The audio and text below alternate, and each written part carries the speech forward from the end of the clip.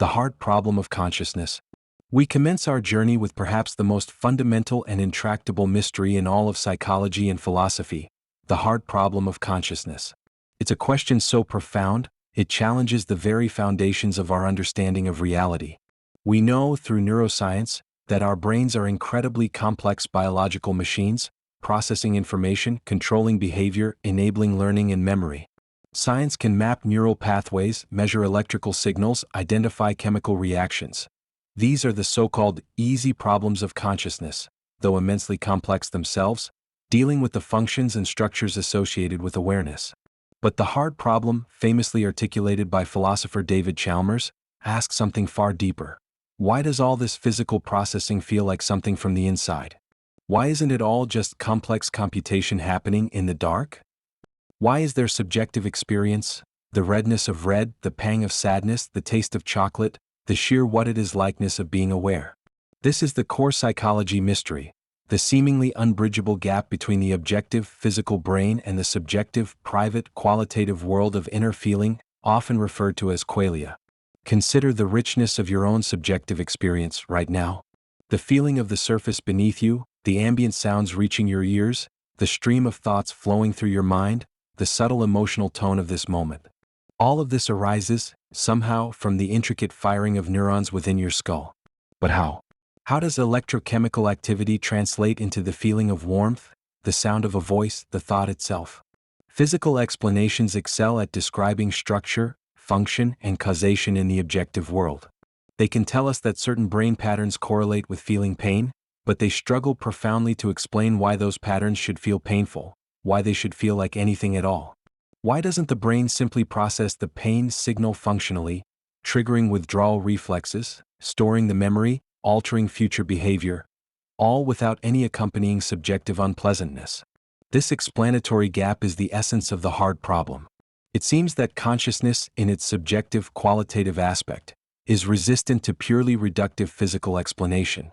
If you knew every physical fact about the brain of a bat, could you truly know what it feels like to navigate by echolocation? Most would argue no. The subjective quality remains elusive to objective description. This deep puzzle has led to a wide array of philosophical and scientific speculations, none of which has achieved consensus, cementing its status as a profound psychology mystery. Some researchers and philosophers remain committed physicalists, believing that consciousness is ultimately a physical phenomenon, perhaps an emergent property of sufficient computational complexity or specific neural architectures. They argue that our current inability to explain subjectivity is simply a reflection of our incomplete understanding of the brain. Perhaps future discoveries in neuroscience or physics will reveal the necessary link between physical processes and subjective experience, dissolving the hard problem. Others propose more radical ideas like panpsychism, suggesting consciousness isn't emergent but fundamental, present in some rudimentary form throughout the universe, even in elementary particles. This avoids the problem of emergence but introduces its own set of challenges, like how simple consciousness combines to form complex experience. Dualism, the idea that mind and matter are fundamentally distinct, resonates with our intuition but struggles to explain how a non-physical mind interacts with a physical brain. The hard problem of consciousness touches everything: our sense of self, our understanding of reality, the possibility of artificial consciousness, the nature of life and death. It forces us to confront the limits of our current scientific paradigm. Can objective science ever fully capture the subjective? Is there something fundamentally missing from our physicalist worldview? Or is the mystery itself an illusion generated by our own cognitive limitations, a conceptual knot we haven't yet figured out how to untangle? As you allow your mind to drift further into relaxation, hold this immense question gently. The undeniable reality of your own inner awareness, the feeling of being, juxtaposed with the profound mystery of its origin. Why this inner light? Why this subjective texture to existence? Don't strive for an answer. Instead, simply rest within the question itself. Let the contemplation of consciousness, this intimate yet inexplicable phenomenon, deepen your sense of wonder, acknowledging the vast mystery residing at the very core of your being, finding a quiet peace in the profound enigma of subjective experience, as you drift towards sleep. The elusive self, who am I across time? Let us now turn our quiet gaze inward towards the center of our personal universe, the self. We typically experience ourselves as unified, continuous beings, persisting through time despite constant change. We say, I went to sleep last night and I woke up this morning. I remember my childhood. I plan for my future. But what is this I? What constitutes the enduring self, the core of our personal identity that seems to remain constant amidst the flux of thoughts, feelings, memories, and even physical transformation? Is there a single, stable entity at our core, or is the feeling of a unified self merely a compelling illusion, a useful fiction constructed by the brain? This question delves into one of the most profound psychology mysteries, challenging our most fundamental sense of who we are and forcing us to examine the very notion of identity. Philosophers and psychologists have long grappled with the puzzle of personal identity. As we considered in relation to the ship of Theseus thought experiment in other contexts, our physical bodies are in constant flux, with cells being replaced continually. If identity were purely physical, the constant turnover would make persistence seem problematic. Is the you of today physically the same as the you of 10 years ago? Clearly not entirely. Yet, the sense of being the same person persists. Perhaps identity resides in psychological continuity, particularly memory, as John Locke suggested. You are the same person as someone in the past if you remember their experiences. Memory seems crucial. It links our past, present, and future into a coherent narrative. But memory is notoriously unreliable, reconstructive, and fallible. We forget vast portions of our lives. Consider childhood amnesia, another mystery we'll touch upon. We can have false memories, believing we experience things that never happened. If memory is fragmented and sometimes inaccurate, can it truly be the bedrock of a continuous, enduring self? What about cases of severe amnesia? Does the individual cease to be the same person? Our intuition often resists this conclusion. Neuroscience adds another layer of complexity. Brain imaging reveals a distributed network of activity associated with self-awareness, memory, and decision-making. There doesn't appear to be a single center in the brain where the self resides. Instead, the sense of self seems to emerge from the complex, dynamic interplay of various neural processes. Some neuroscientists and philosophers like Daniel Dennett propose that the unified self we experience is a kind of center of narrative gravity, a useful abstraction, a story the brain tells itself to organize experience and plan action, but not a distinct entity existing independently. In this view, the feeling of being a single, continuous I is more like a well-crafted illusion generated by complex brain activity. Eastern philosophies, particularly Buddhism, have long challenged the notion of a permanent, unchanging self, the concept of anatman or no self. They argue that clinging to the idea of a solid, independent self is a primary source of suffering. Instead, they propose that what we perceive as the self is actually a constantly changing collection of interconnected processes, physical sensations, feelings, perceptions, mental formations, consciousness, with no fixed core. Liberation comes from seeing through the illusion of a separate, enduring self and recognizing the impermanent, interdependent nature of reality.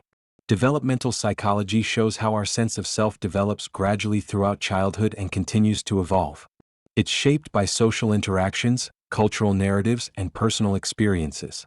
Our identity isn't fixed at birth but is constructed and reconstructed over time.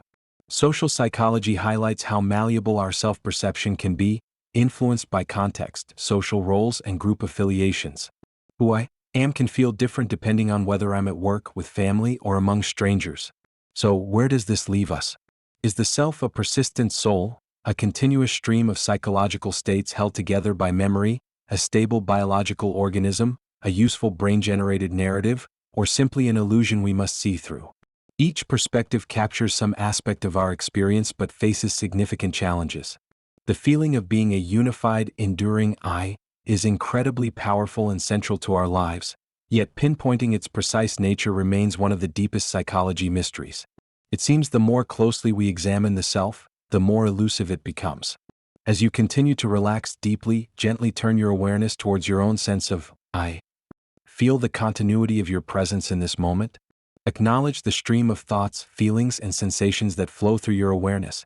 Is there a single, unchanging observer behind it all? Or is the sense of self emerging from the flow itself? Let go of the need to grasp a solid answer. Perhaps the mystery of the self lies not in finding a fixed entity, but in appreciating the dynamic, unfolding process of being. Find peace in the simple, direct experience of existing right now, regardless of how that existence is ultimately defined, resting calmly within the profound, intimate puzzle of your own identity. The malleable past, the deep mystery of memory. Our memories seem like cornerstones of our identity, the threads that weave together the narrative of our lives. We rely on them to learn from experience, to maintain relationships, to understand who we are. We often treat memory as a kind of mental archive, a storage system where past events are faithfully recorded and can be retrieved later, perhaps a bit faded, but essentially accurate. However, decades of psychological research paint a far more complex and mysterious picture. Memory, it turns out, is not a passive recording device, but an active, dynamic, and often profoundly unreliable reconstructive process. It is malleable, susceptible to distortion, suggestion, and even outright fabrication, often without our conscious awareness. The question of how and why our memory works the way it does, its fragility, its creativity, its deep intertwining with emotion and belief, constitutes one of the most fascinating psychology mysteries. Consider the very act of remembering. When you recall a past event, you are not simply replaying a stored video file. Instead, your brain actively reconstructs the event based on fragmented pieces of stored information, filling in gaps, smoothing inconsistencies, and often subtly or not so subtly, altering details to fit your current beliefs, mood, or understanding. This reconstruction process is influenced by numerous factors. Our expectations and schemas, mental frameworks about how the world typically works, shape how we encode and retrieve memories. We might remember details that fit our schema for a particular event, like books in a professor's office, even if they weren't actually there, or forget details that seem inconsistent. Emotion plays a powerful role. Highly emotional events, both positive and negative, tend to be remembered more vividly, yet this vividness does not guarantee accuracy. Strong emotions can sometimes enhance memory for the central aspects of an event but impair memory for peripheral details. Furthermore, the emotional state you are in when you retrieve a memory can color the recollection itself, mood-congruent recall. If you are feeling sad, you might recall past events with a more negative tinge than if you were feeling happy. Perhaps most strikingly, memory is highly susceptible to suggestion and misinformation. Pioneering work by psychologist Elizabeth Loftus demonstrated how easily false memories can be implanted. Through suggestive questioning or the introduction of misleading information after an event, people can be led to remember details that never occurred, or even entire events that are completely fictitious.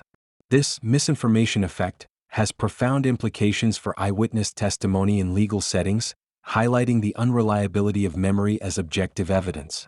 We can become confident in memories that are demonstrably false, constructed through suggestion rather than actual experience. Even the simple act of retrieving a memory can alter it. Each time we recall an event, the memory trace becomes temporarily unstable and liable to modification before it is reconsolidated.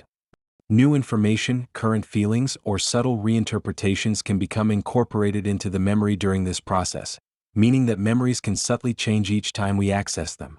The past is not fixed. It is constantly being rewritten, however slightly, through the act of remembering. Why would our memory system be so seemingly flawed, so prone to error and distortion? From an evolutionary perspective, perhaps perfect, verbatim recall was less important than extracting the gist of past experiences to guide future behavior.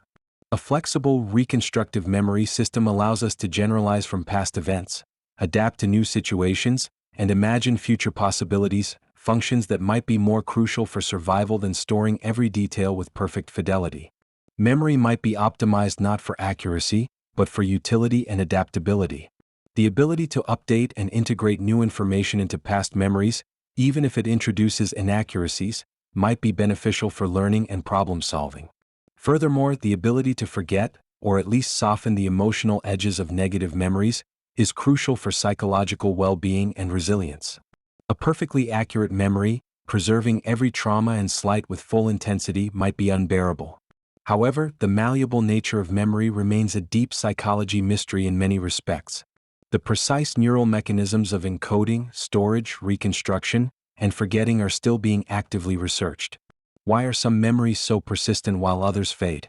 How exactly does suggestion rewrite memory traces? What distinguishes a true memory from a vividly constructed false one from the inside? The subjective feeling of remembering can be equally strong for both. The existence of phenomena like savant memory, extraordinary recall in specific domains, alongside common forgetting further complicates the picture. Understanding the deep mystery of memory, its reconstructive nature, its susceptibility to bias and suggestion, its link to emotion and identity, fosters humility about our own recollections and empathy for the differing memories of others.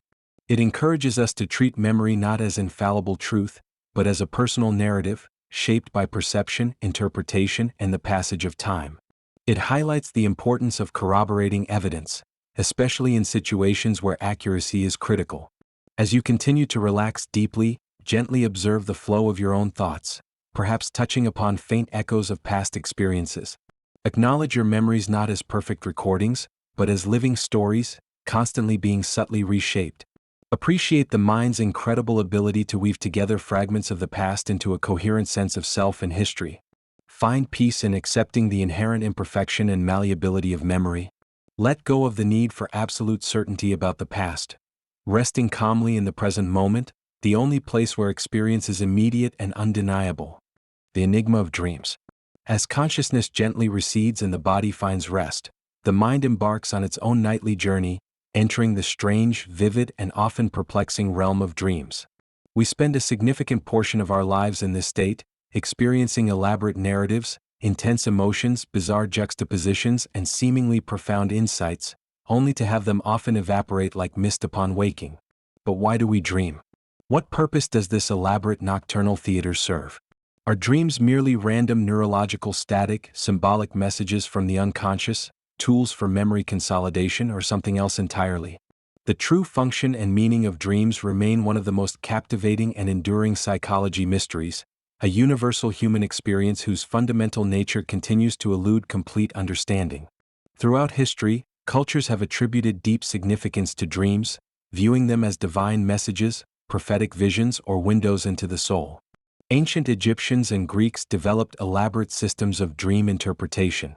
In the early 20th century, Sigmund Freud revolutionized the psychological study of dreams with his theory, outlined in The Interpretation of Dreams, proposing that dreams are the royal road to the unconscious.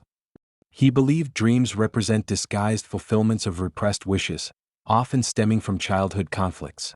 Dream content, according to Freud, consists of manifest content, the remembered storyline, and latent content, the hidden symbolic meaning, revealed through psychoanalysis. While many aspects of Freud's specific dream theory have been challenged or superseded by modern neuroscience, his emphasis on dreams as potentially meaningful products of the psyche remains influential. Carl Jung, a student of Freud, offered a different perspective. He viewed dreams less as disguises for repressed wishes and more as direct communications from the unconscious, including a collective unconscious shared by all humanity.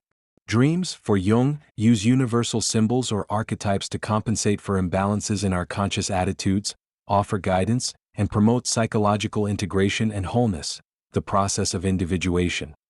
Dream analysis, in the Jungian view, involves understanding this symbolic language to gain insight into one's inner world and life path. Modern neuroscience offers alternative, more biologically grounded explanations, though still leaves much unanswered. The activation synthesis hypothesis, proposed by Alan Hobson and Robert McCarley, suggests that dreams arise from largely random bursts of neuronal activity originating in the brainstem during REM, rapid eye movement, sleep. The higher brain centers, particularly the cortex, then attempt to synthesize or make sense of this chaotic input, weaving it into the often bizarre narratives we experience as dreams. In this view, the content of dreams might be largely meaningless neurological noise, although the process of dreaming might still serve functions like brain development or maintenance. However, this purely bottom-up view has been challenged and refined.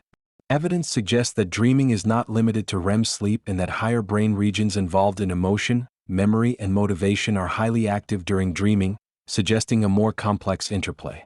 Contemporary theories often blend neurobiological and psychological perspectives. The threat simulation theory, for example, proposes that dreaming evolved as a mechanism to rehearse responses to potential threats and dangers in a safe, simulated environment, improving survival skills. Dreams often do contain threatening scenarios, lending some support to this idea. Other theories focus on the role of dreams in memory consolidation and learning. During sleep, particularly REM sleep, The brain appears to be actively processing, reorganizing, and strengthening memories acquired during the day. Dreaming might be a byproduct or even an active component of this process, helping to integrate new experiences with existing knowledge networks, discard irrelevant information, and consolidate important memories for long-term storage. Some researchers suggest dreams help with emotional regulation, allowing us to process intense emotions experienced during the day in a safe context, perhaps dialing down the emotional charge associated with difficult memories.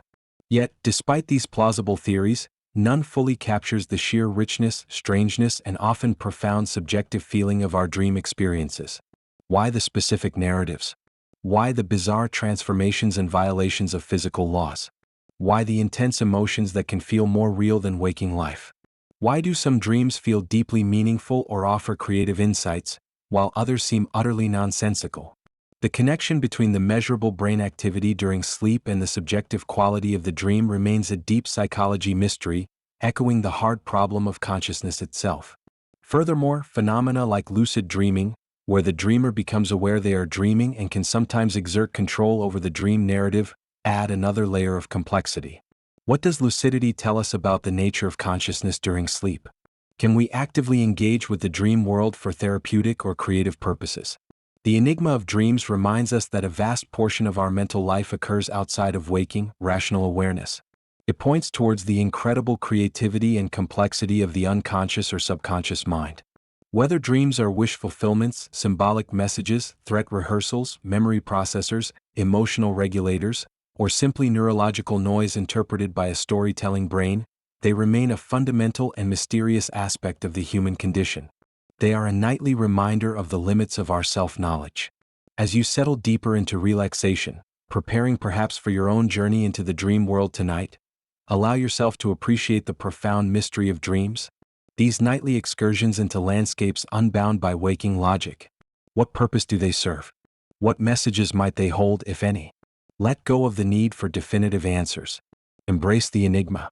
Perhaps dreams are simply the mind playing, exploring, processing, healing in ways we don't fully grasp. Find peace in allowing this mysterious part of your being to unfold each night, resting calmly, open to the strange and wonderful possibilities held within the sleeping mind. The roots of emotion. Our inner world is painted with the vibrant hues of emotion. Joy, sadness, anger, fear, love, surprise, disgust. These feelings are fundamental to our experience, motivating our actions, shaping our relationships, and coloring our perception of reality. We know them intimately from the inside. But where do these powerful states come from? What are the fundamental roots of emotion? Is emotion primarily a physiological response in the body, a cognitive interpretation of events, a social construct learned through culture, or some intricate combination of all three? Unraveling the origins and nature of emotion remains a central and surprisingly complex psychology mystery, challenging us to understand the intricate dance between body, mind, and world that gives rise to our rich inner landscape of feeling. Classic theories offer differing perspectives. The James Lange theory, proposed independently by William James and Carl Lange in the late 19th century, famously suggested that emotions are the result of perceiving our own physiological responses to events. We don't run from a bear because we are afraid. Rather, we feel afraid because we perceive our body's reaction. The pounding heart, the trembling limbs, the shallow breath. The sequence is event dash, physiological response dash, conscious awareness of that response as an emotion. We feel sorry because we cry, angry because we strike, afraid because we tremble. This view placed the body firmly at the center of the emotional experience. The Cannon-Bard theory, emerging shortly after, challenged this view. Walter Cannon and Philip Bard argued that physiological responses alone are often too slow and too undifferentiated to account for the speed and specificity of our emotional experiences. How could we distinguish fear from excitement based solely on a racing heart, as both can trigger similar bodily changes? They proposed that an emotion-provoking stimulus simultaneously triggers both a physiological response, via the autonomic nervous system, and the subjective experience of emotion, via the thalamus relaying signals to the cortex. The bodily reaction and the feeling happen in parallel, originating from the brain's processing of the stimulus, rather than one causing the other. Later, the Schachter-Singer two-factor theory introduced the crucial role of cognitive appraisal. Stanley Schachter and Jerome Singer proposed that emotions arise from a combination of physiological arousal and a cognitive label or interpretation we apply to that arousal based on the context. We feel a general state of physiological arousal, e.g., increased heart rate, and then we look to our environment to interpret why we feel aroused. If we are at a party, we might label the arousal as excitement. If we are facing a threat, we label it as fear. The same physiological state could lead to different emotions depending on our cognitive interpretation of the situation. This theory highlighted the interplay between body and mind in constructing emotional experience. Modern emotion research acknowledges the validity of components from all these theories while revealing an even greater complexity. Neuroscience shows intricate brain circuits involved in processing emotional stimuli, involving structures like the amygdala, especially for fear, the insula for interoception or sensing internal bodily states, and the prefrontal cortex for regulation and appraisal. Emotions clearly involve physiological responses, cognitive appraisals, subjective feelings, and expressive behaviors, facial expressions, body language. But the precise sequence and interplay remain subjects of ongoing investigation. Are there basic, universal emotions hardwired by evolution, as suggested by Paul Ekman's work on facial expressions? Or are emotions largely shaped by culture and language, social constructionism? The mystery deepens when we consider the subjective quality of feelings, the qualia of emotion, linking back to the hard problem of consciousness. Why does the neural and physiological state associated with sadness feel sad? Why does love feel the way it does? Can we ever truly know if another person's subjective feeling of joy is the same as our own, even if their behavior and brain activity are similar? The link between the objective correlates of emotion and the subjective experience remains elusive. Furthermore, the function of emotions is debated. Are they primarily adaptive responses honed by evolution to guide behavior towards survival and reproduction? Fear prompting escape, disgust prompting avoidance, love prompting bonding? Or are they more complex phenomena involved in social communication, self-regulation, and meaning-making? How do emotions interact with rational thought? Do they hinder it, or are they essential for effective reasoning and decision-making, as neuroscientist Antonio Damasio has argued with his somatic marker hypothesis, suggesting gut feelings guide rational choice? The relationship between emotion and mood is also complex. Moods are often described as longer-lasting, lower-intensity background states, while emotions are more acute responses to specific events. How do they influence each other? How do individual differences in temperament and personality shape emotional responses? What underlies emotional disorders, where feelings become dysregulated and overwhelming? Unraveling the roots of emotion requires integrating insights from neuroscience, psychology, philosophy, anthropology, and even the arts. It involves understanding the interplay of biology, cognition, culture, and personal experience. There is no single, simple answer to, where do feelings begin? They seem to emerge from the incredibly complex, dynamic interaction of our brains, our bodies, and the world we inhabit. As you continue to relax deeply, bring a gentle awareness to any feelings present within you right now, perhaps contentment, perhaps tiredness, perhaps a subtle curiosity. Acknowledge these feelings without judgment, simply observing their presence. Contemplate the profound mystery of their origin, this intricate dance of biology and interpretation. Where do these inner currents begin? Let go of the need to dissect or fully understand them. Instead, find peace in simply experiencing the richness of your emotional landscape, accepting the full spectrum of feelings as a vital part of being human. Resting calmly within the deep, felt sense of your own inner world. The Baader-Meinhof phenomenon. Have you ever felt the uncanny sensation, the strange synchronicity, when something you've just learned, a word, a name, a concept, suddenly seems to appear everywhere around you, as if the universe itself has conspired to highlight its existence? This peculiar experience, where newfound awareness paints the world with unexpected repetition, invites us into the subtle psychology mystery known as the Baader-Meinhof phenomenon, or more descriptively, the frequency illusion. It's the powerful feeling that the occurrence of something has dramatically increased, when in reality, it is our perception, our newly tuned attention, that has shifted. This isn't magic, nor necessarily meaningful coincidence, but a fascinating interplay between selective attention and confirmation bias, a cognitive bias demonstrating how our awareness actively sculpts our perceived reality. Understanding this thinking error doesn't diminish the wonder of noticing connections, but it offers a grounding perspective, allowing us to navigate these experiences with calm curiosity rather than unfounded conviction, fostering deep relaxation amidst the seeming patterns of life. The curious name, Baader-Meinhof phenomenon, as we noted, stems from a specific anecdote, but the experience itself is universal, a testament to the way our cognitive machinery processes novelty and relevance. The illusion unfolds through a delicate, two-stage cognitive dance. The first step is selective attention. Our brains are constantly bombarded with an overwhelming torrent of sensory information. To function, we must filter, prioritizing what seems relevant or important. When something new enters our awareness and captures our interest, perhaps a distinctive model of vintage car you just read about, or a specific breed of dog you're considering adopting, or even an abstract philosophical term, our brain implicitly flags it. It's like adjusting the sensitivity of a radar. Suddenly, signals matching that specific signature stand out from the noise. We don't consciously decide to look for it, but our perceptual filters are recalibrated. This heightened awareness makes previously unnoticed instances suddenly pop into our consciousness. The vintage car seems to be parked on every street. The specific dog breed appears in parks and advertisements. The philosophical term emerges in articles and conversations. The second crucial step involves confirmation bias, that pervasive tendency to favor information confirming our existing beliefs or hypotheses. Once our selective attention starts highlighting instances of the new thing, our brain naturally interprets these sightings as evidence supporting the feeling that this thing is suddenly more frequent. Each encounter feels like validation. Ah, there it is again. It really is everywhere now. We subconsciously give more weight to these confirming instances while conveniently overlooking the vast stretches of time where the thing doesn't appear. We fail to run a proper baseline check. Did I see just as many vintage cars last week but simply didn't notice them because they weren't relevant to me then? Confirmation bias smooths over this statistical reasoning, solidifying the illusion of increased frequency. It's a potent combination.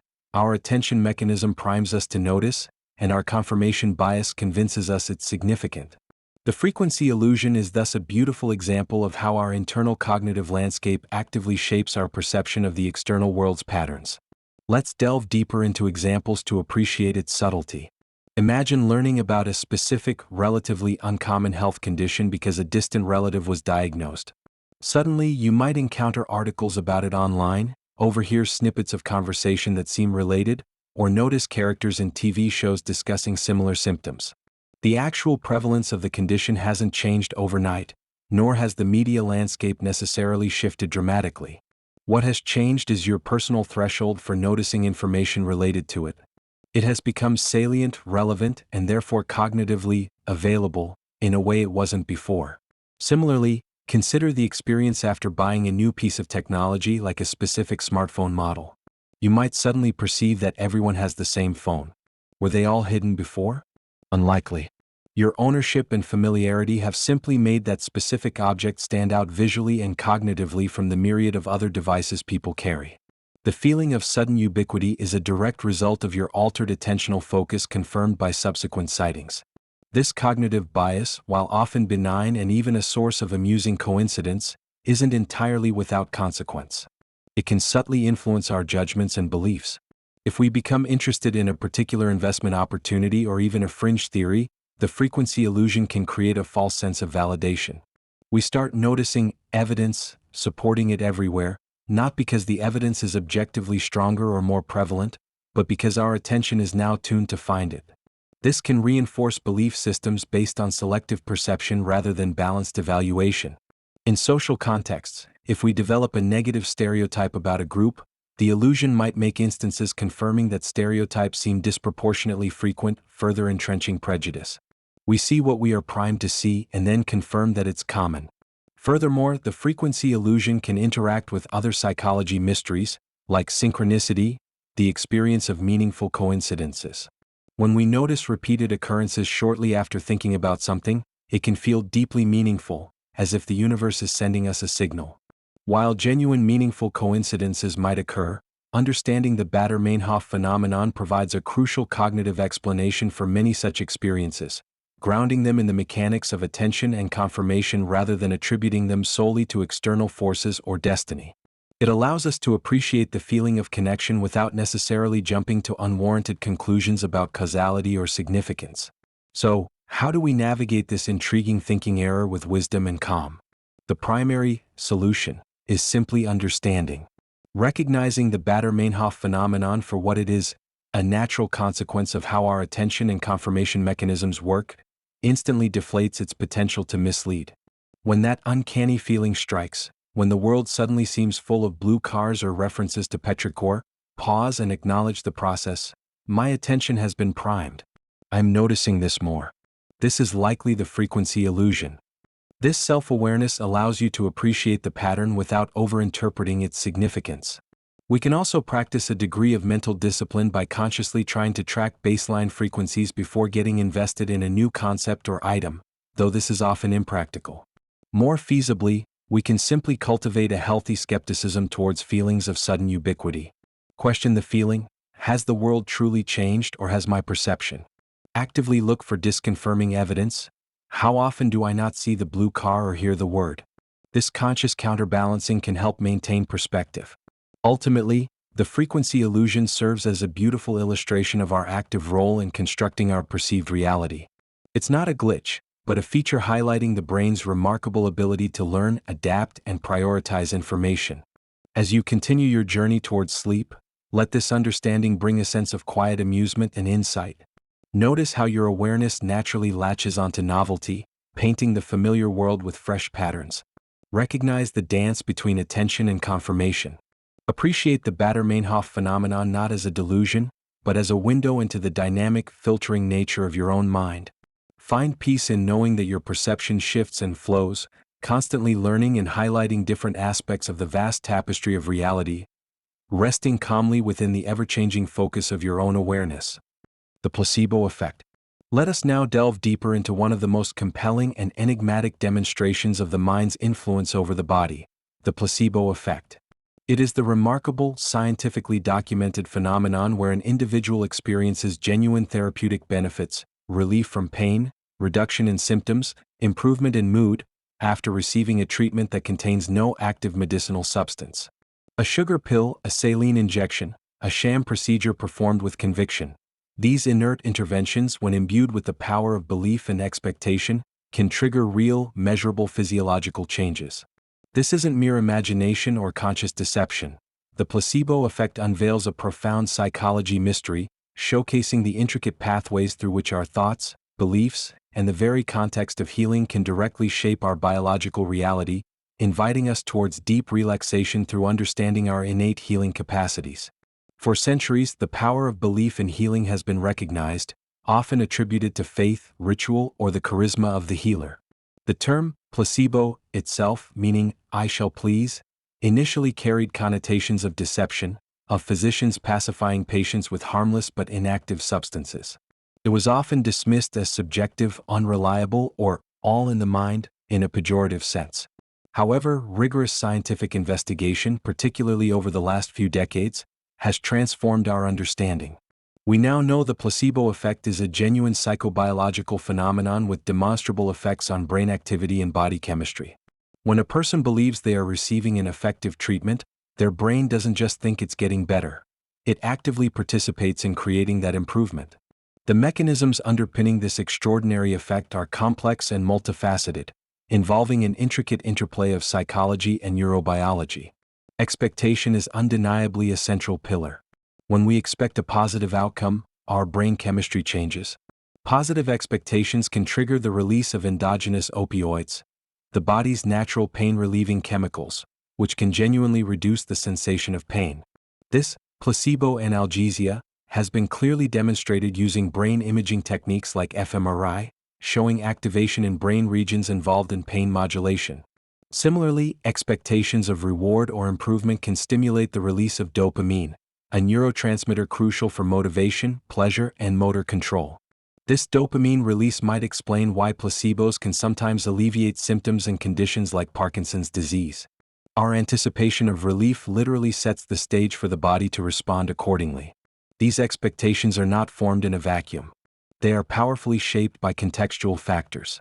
The perceived credibility and empathy of the healthcare provider are immensely important. A warm, confident, and attentive doctor who expresses belief in the treatment can significantly amplify the patient's positive expectations and, consequently, the placebo response. Conversely, a dismissive or rushed interaction can diminish it. The ritual of treatment itself plays a crucial role. The consultation, the examination, the act of swallowing a pill or receiving an injection. All these symbolic actions reinforce the belief that healing is underway.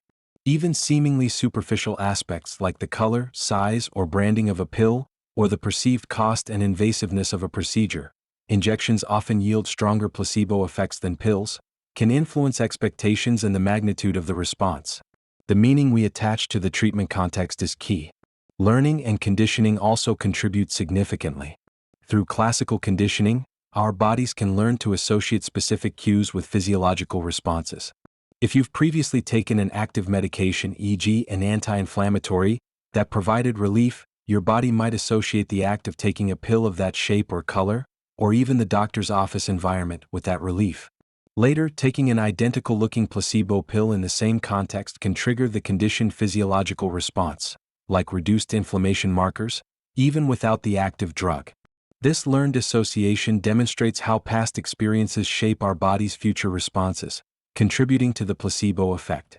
Furthermore, the effect can be modulated by psychological traits. Individuals higher in optimism, suggestibility, or certain personality traits might exhibit stronger placebo responses, although the relationship is complex and not always consistent. What is clear is that the effect is not limited to suggestible people. It's a common human response influenced by a complex web of factors. The placebo effect has been observed across an astonishing range of conditions, primarily affecting subjective experience but sometimes influencing objective measures too. Pain relief is the most studied area, with placebos showing significant efficacy for various types of pain. It also impacts symptoms of depression, anxiety, fatigue, including chronic fatigue syndrome, irritable bowel syndrome, asthma, improving perceived breathing difficulties, nausea, sleep disorders, and more. While placebos typically don't shrink tumors or kill viruses directly, they can profoundly affect the experience of illness, reducing suffering, improving mood, enhancing coping mechanisms, and thereby significantly impacting overall quality of life. In some cases, by reducing stress and promoting positive neurochemical changes, they might even indirectly influence immune function or other physiological processes, though the extent of this is still debated. The existence and power of the placebo effect pose profound questions and challenges. Ethically, it raises dilemmas in clinical research regarding the use of placebo controls. Scientifically, it necessitates careful experimental design to distinguish genuine treatment effects from placebo responses. Philosophically, it challenges simplistic mind-body dualism, demonstrating their intricate interconnection. Medically, it highlights the immense therapeutic potential of harnessing the patient's own beliefs, expectations, and the healing context. It suggests that the art of medicine, communication, empathy, building trust, fostering hope, is not just supplementary to the science, but an integral part of the healing process itself, capable of activating the body's own powerful internal pharmacy. Understanding the placebo effect is not about advocating for deception or sham treatments. It's about recognizing the inherent power of the mind-body connection and seeking ways to ethically leverage this understanding to enhance therapeutic outcomes. It invites a more holistic view of health, where psychological factors are seen as integral components of physical well-being. It is a deep psychology mystery in the sense that we are still uncovering the full extent of its mechanisms and potential. As you continue to settle into deep relaxation, contemplate the extraordinary connection between your mind and body, recognize the inherent power of your own belief and expectation to influence your physical sensations and well-being. The placebo effect is a testament to your innate capacity for self-regulation and healing. It's not magic, but a complex biological and psychological reality. Let this understanding foster a gentle sense of empowerment, a quiet confidence in your own inner resources. Find peace in the knowledge that your mind is a powerful ally on the path to well-being, resting calmly, deeply attuned to the subtle healing rhythms within. The nocebo effect. Just as the mind holds the remarkable capacity for healing through positive expectation, it harbors a parallel, often more insidious power, the ability to generate harm through negative belief. We now gently turn our awareness to the shadow side of the mind-body connection, the nocebo effect. This phenomenon describes the occurrence of negative symptoms, adverse side effects, or a worsening of condition arising purely from negative expectations, anxieties, or beliefs about a situation or treatment, even if the treatment is inert or the situation objectively harmless. If the placebo effect is healing sparked by hope, the nocebo effect is suffering triggered by fear. It is a profound and sometimes disturbing psychology mystery, revealing how deeply our anxieties and negative convictions can manifest physically, causing real distress and impacting our health in tangible ways. Understanding this effect is crucial, not to induce fear, but to cultivate awareness and mitigate the potential harm caused by unchecked negative expectations, paving the way for greater deep relaxation and well-being. The term nocebo, meaning I shall harm, highlights its role as the functional opposite of the placebo. Like its counterpart, the nocebo effect is not simply imagination or malingering. It involves genuine physiological changes mediated by the brain and nervous system in response to negative psychological states. When an individual anticipates a negative outcome, pain, illness, unpleasant side effects, their brain can trigger a cascade of stress responses. This includes the release of stress hormones like cortisol and catecholamines, activation of brain regions associated with threat perception and anxiety, like the amygdala and insula, and even suppression of the body's natural pain relief systems, like endogenous opioids, or negative impacts on the immune system. The anticipation of harm primes the body to experience it, and the resulting physiological stress can create or exacerbate the very symptoms that are feared. It's a self-fulfilling prophecy written in neurochemistry. The mechanisms driving the nocebo effect mirror those of the placebo, operating in reverse. Negative expectation is the primary engine. If a patient is explicitly warned about potential side effects, even common, mild ones like headache or nausea, they become more likely to attribute any subsequent feelings of that nature to the treatment, even if it's a placebo. The suggestion creates a heightened state of bodily awareness, hypervigilance, and provides a ready-made negative interpretation for ambiguous sensations. The more detail and emphasis given to potential negative outcomes, the stronger the potential nocebo response. This poses a significant ethical challenge in healthcare. The need for informed consent, detailing risks, must be balanced against the risk of inducing harm through negative suggestion. Anxiety and negative affect act as powerful amplifiers. Individuals with pre-existing anxiety disorders, high levels of stress, or a generally pessimistic outlook may be more susceptible to nocebo responses. Their baseline level of physiological arousal and negative cognitive bias makes them more likely to anticipate harm and interpret bodily sensations negatively. Fear itself can generate physical symptoms, palpitations, shortness of breath, muscle tension, which can then be easily misattributed as adverse effects, creating a vicious cycle of anxiety and perceived symptoms. Learning and conditioning also contribute. Previous negative experiences with healthcare, medications, or specific procedures can create conditioned nocebo responses. The mere sight of a needle, the smell of a hospital, or hearing a particular medical term might trigger anticipatory anxiety and negative physical sensations based on past unpleasant associations. Similarly, social learning plays a part. Hearing frightening stories from friends, family, or the media about the side effects of a treatment or the dangers of an environmental factor can shape our expectations and make us more vulnerable to experiencing those negative effects ourselves. Public health scares or media panics about supposed health risks, sometimes lacking strong scientific evidence, can generate widespread nocebo responses within a population. The manifestations of the nocebo effect are widespread, though often unrecognized. In clinical trials, it's responsible for a significant portion of the side effects reported by patients in the placebo group. These patients, informed of potential risks, experience real symptoms purely due to negative expectation. This complicates the assessment of genuine drug side effects.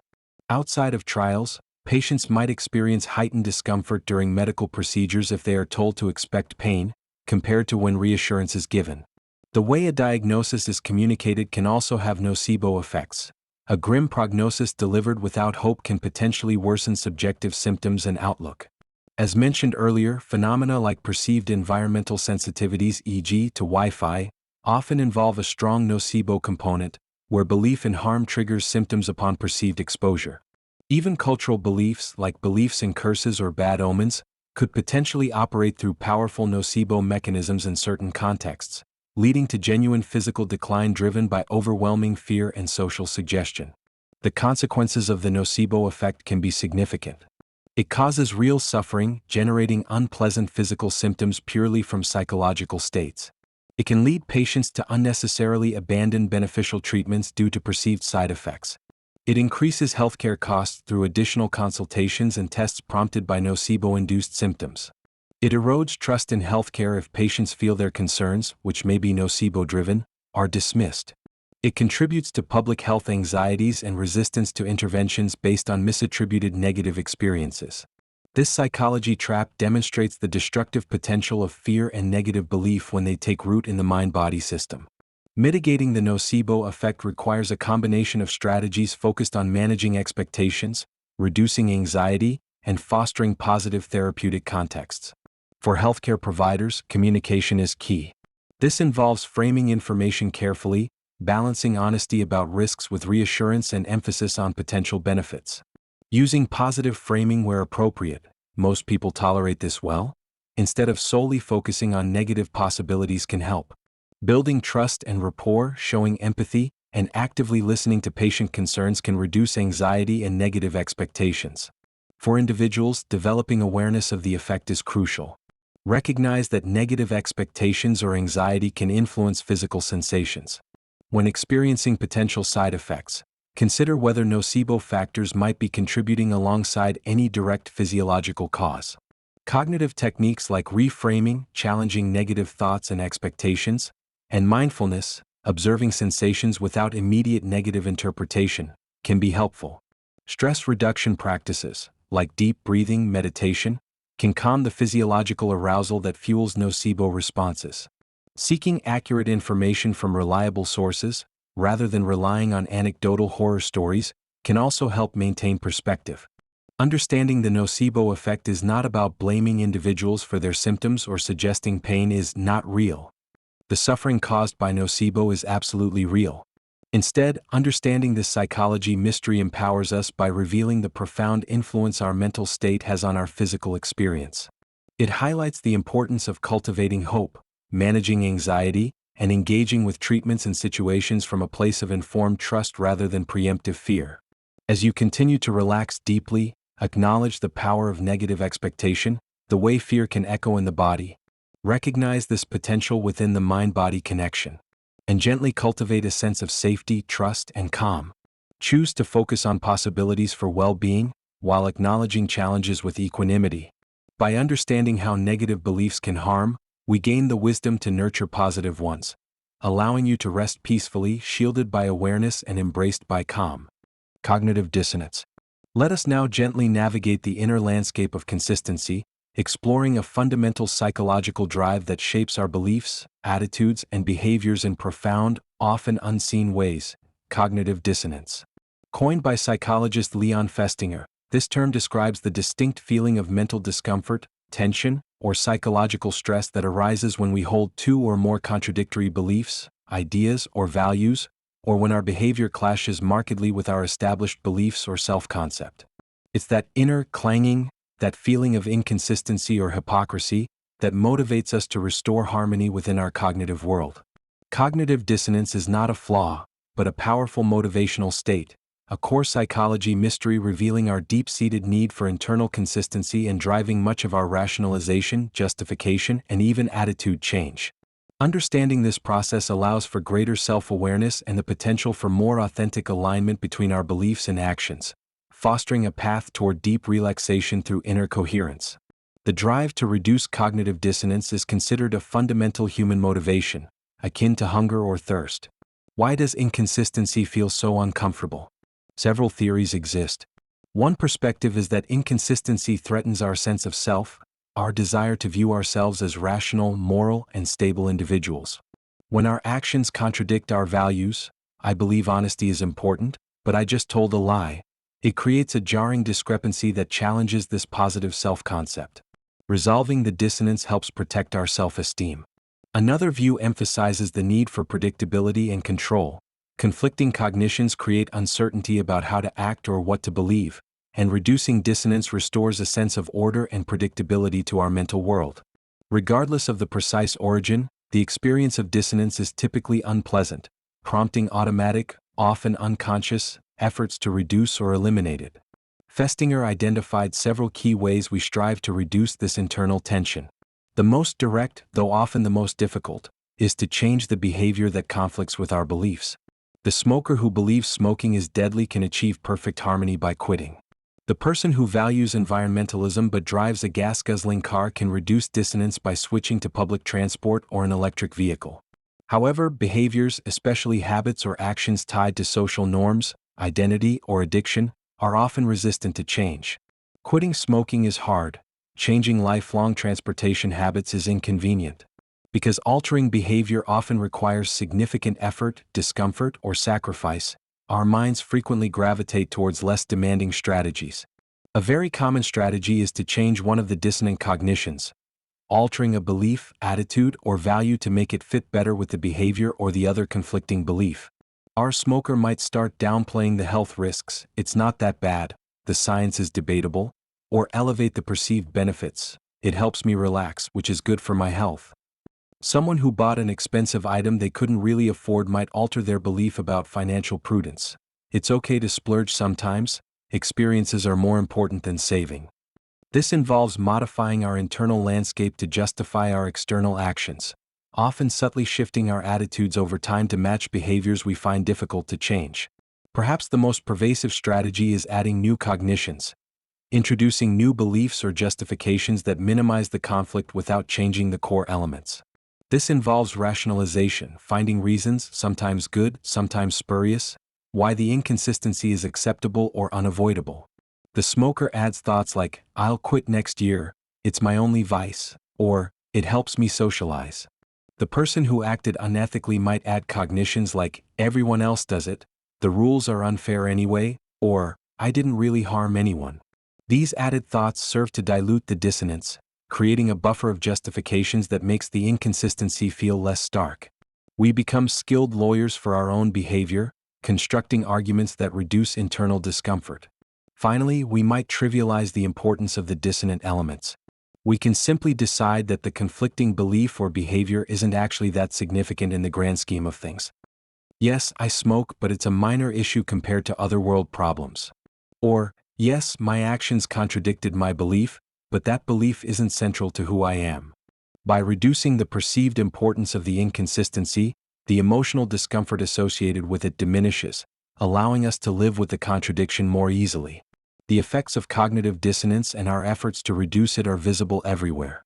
Effort justification, as mentioned previously, shows how we value things more if we suffer to attain them, like enduring a difficult initiation, justifying the effort by inflating the reward's value. Post-purchase rationalization makes us feel better about our choices by emphasizing the positives of what we chose and the negatives of what we rejected. It explains why people often become staunch defenders of products, political candidates, or even lifestyle choices after committing to them. Reducing dissonance requires solidifying the belief that the choice was correct. It also plays a role in belief persistence.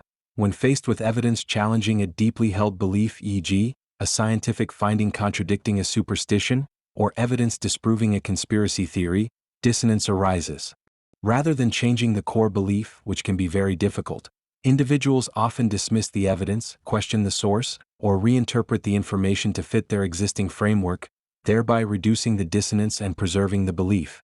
This makes changing minds incredibly challenging once a strong belief, tied to identity or worldview, has formed. While the drive to reduce dissonance is natural, the methods we use can sometimes hinder growth and self-awareness. Constantly rationalizing poor choices prevents us from learning from them. Changing attitudes to match behavior can lead to a gradual erosion of personal values. Trivializing important inconsistencies can allow harmful patterns to persist. The pursuit of internal comfort can sometimes come at the cost of external truth or ethical integrity. It's a cognitive bias that prioritizes feeling consistent over necessarily being good or right according to objective standards or even our own initial values. However, recognizing cognitive dissonance can also be a powerful tool for positive change. That feeling of internal discomfort can serve as a valuable signal, an alarm bell indicating a potential conflict between our values and actions, or between contradictory beliefs. Instead of automatically trying to silence the alarm through rationalization, we can pause and investigate its source. What is the inconsistency? Which belief or behavior feels out of alignment? This mindful self-reflection creates an opportunity for genuine choice. Do I need to change my behavior to better match my values? Or do I need to reevaluate my beliefs based on new information or deeper reflection? Viewing dissonance not as a threat to be extinguished, but as an invitation to examine our internal landscape, allows for conscious growth and greater authenticity. It involves developing a tolerance for temporary discomfort in the service of deeper self-understanding and integrity. As you settle more deeply into relaxation, bring a gentle awareness to the concept of inner consistency. Recognize the subtle or not so subtle discomfort that arises when your actions diverge from your beliefs, or when two cherished ideas clash. See the mind's natural tendency to smooth over these conflicts, to rationalize, to justify. Acknowledge this process without judgment. And perhaps, cultivate a quiet willingness to listen to the dissonance when it arises, treating it not as an enemy, but as a messenger pointing towards areas needing attention, reflection, or change. Find peace not in forced consistency, but in the honest, ongoing work of aligning your inner world with your outer actions, resting calmly in the quiet integrity of self-awareness. The bystander effect. Let us now return to the social realm, exploring a deeply counterintuitive and often troubling aspect of group behavior, the bystander effect. Picture the scene again, an emergency unfolding in a public space, someone clearly needing help. Logic might suggest that more onlookers would mean a higher chance of assistance. Yet, psychological research and real-world observations often reveal the opposite. The greater the number of bystanders present, the less likely any single individual is to intervene and offer help. This phenomenon, where the presence of others inhibits prosocial behavior, is the bystander effect. It's a profound psychology mystery rooted in social dynamics like diffusion of responsibility, pluralistic ignorance, and evaluation apprehension, challenging our assumptions about collective action and highlighting the powerful, sometimes paralyzing, influence of the group on individual conscience and action. Understanding this effect is crucial not only for interpreting social behavior but also for fostering environments where help is more readily given, allowing us to approach shared spaces with greater awareness and potential for deep relaxation in knowing how to overcome passivity. The core mechanism driving the bystander effect is the insidious process of diffusion of responsibility. When you are the sole witness to someone in distress, the moral and practical responsibility to act falls entirely upon you. The weight is undeniable. However, as the number of bystanders increases, this perceived responsibility becomes divided, fragmented, and spread thinly across the crowd. Each individual feels less personally accountable. Someone else will surely do something, becomes the unspoken assumption. Why me? There are plenty of other people here. This diffusion doesn't necessarily stem from apathy or callousness, but from a psychological offloading of obligation onto the collective.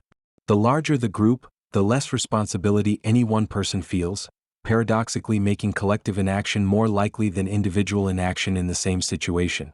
Working in tandem with diffusion of responsibility is the powerful phenomenon of pluralistic ignorance. Humans are social animals, constantly looking to others for cues on how to interpret ambiguous situations and behave appropriately.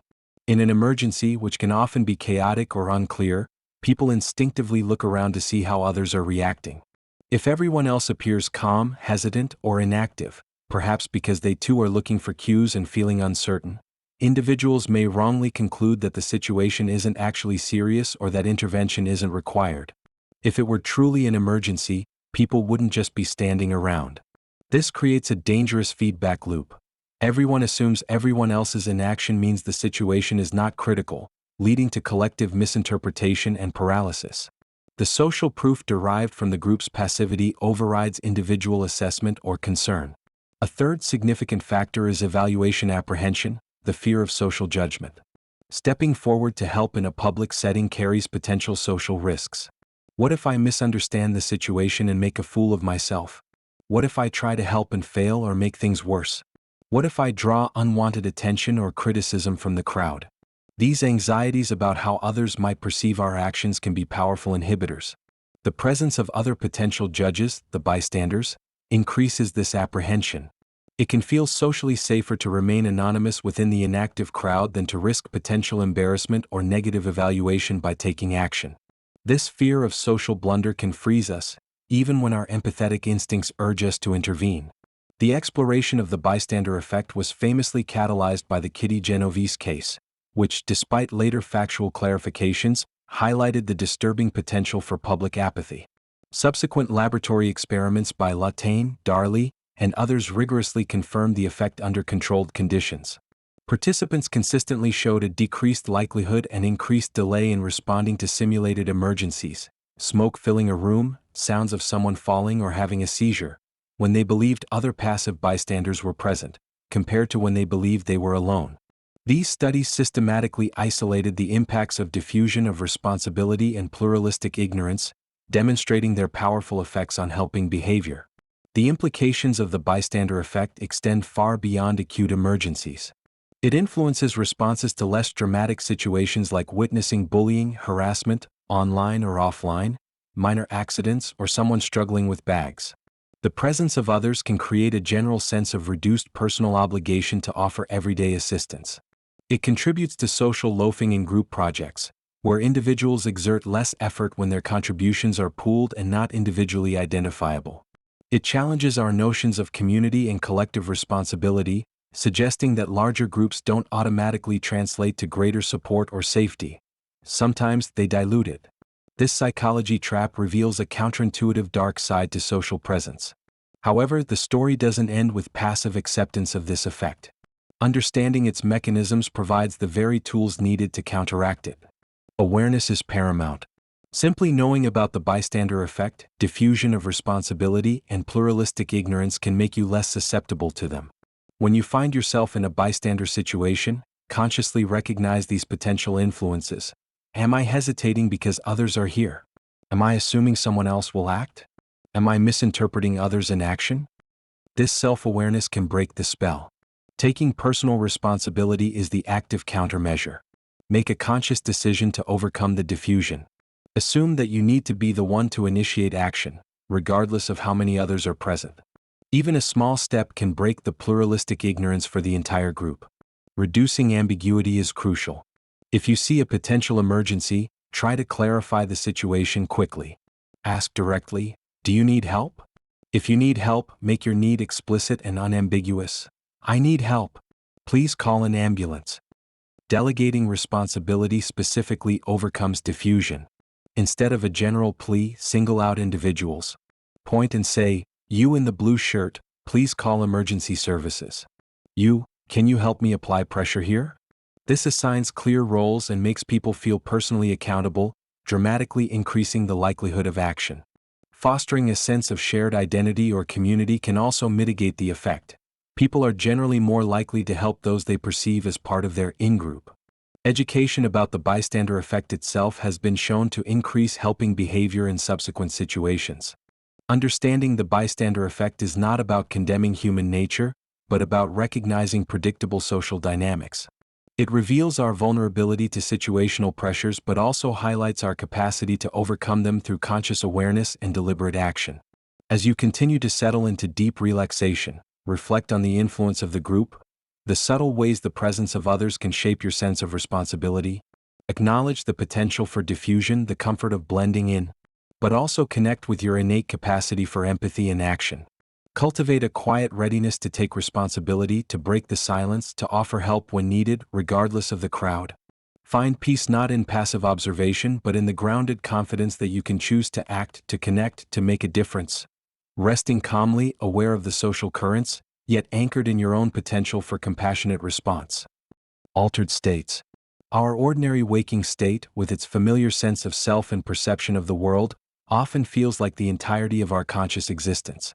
Yet, throughout human history, individuals have sought and experienced states of awareness that diverge significantly from this baseline. Moments where perception shifts, time distorts, the sense of self dissolves, or profound insights seem to emerge. These altered states of consciousness, ASCs, induced through practices like deep meditation, hypnosis, sensory deprivation, rhythmic rituals, or sometimes spontaneously, represent a fascinating frontier in the deepest psychology mysteries. What exactly are these states? Are they merely unusual patterns of brain activity, perhaps aberrations from normal function? Or do they offer genuine glimpses into different layers of reality, untapped human potentials? or deeper aspects of the mind itself. Exploring ASCs challenges our assumptions about the nature of consciousness and reality, inviting us into realms beyond the everyday, fostering deep relaxation through the contemplation of the mind's vast and mysterious potential. Let's first consider meditation. This ancient practice, found in numerous contemplative traditions, involves techniques designed to train attention and awareness, often leading to profound shifts in subjective experience. Through sustained focus, as in concentration meditation, or open monitoring of present moment experience, as in mindfulness meditation, practitioners often report states characterized by deep calm, reduced mental chatter, heightened sensory clarity, feelings of unity or interconnectedness, and sometimes profound insights into the nature of self and reality. Neuroscientific studies of long-term meditators show measurable changes in brain structure and function, particularly in areas related to attention regulation, emotional control, and self-awareness.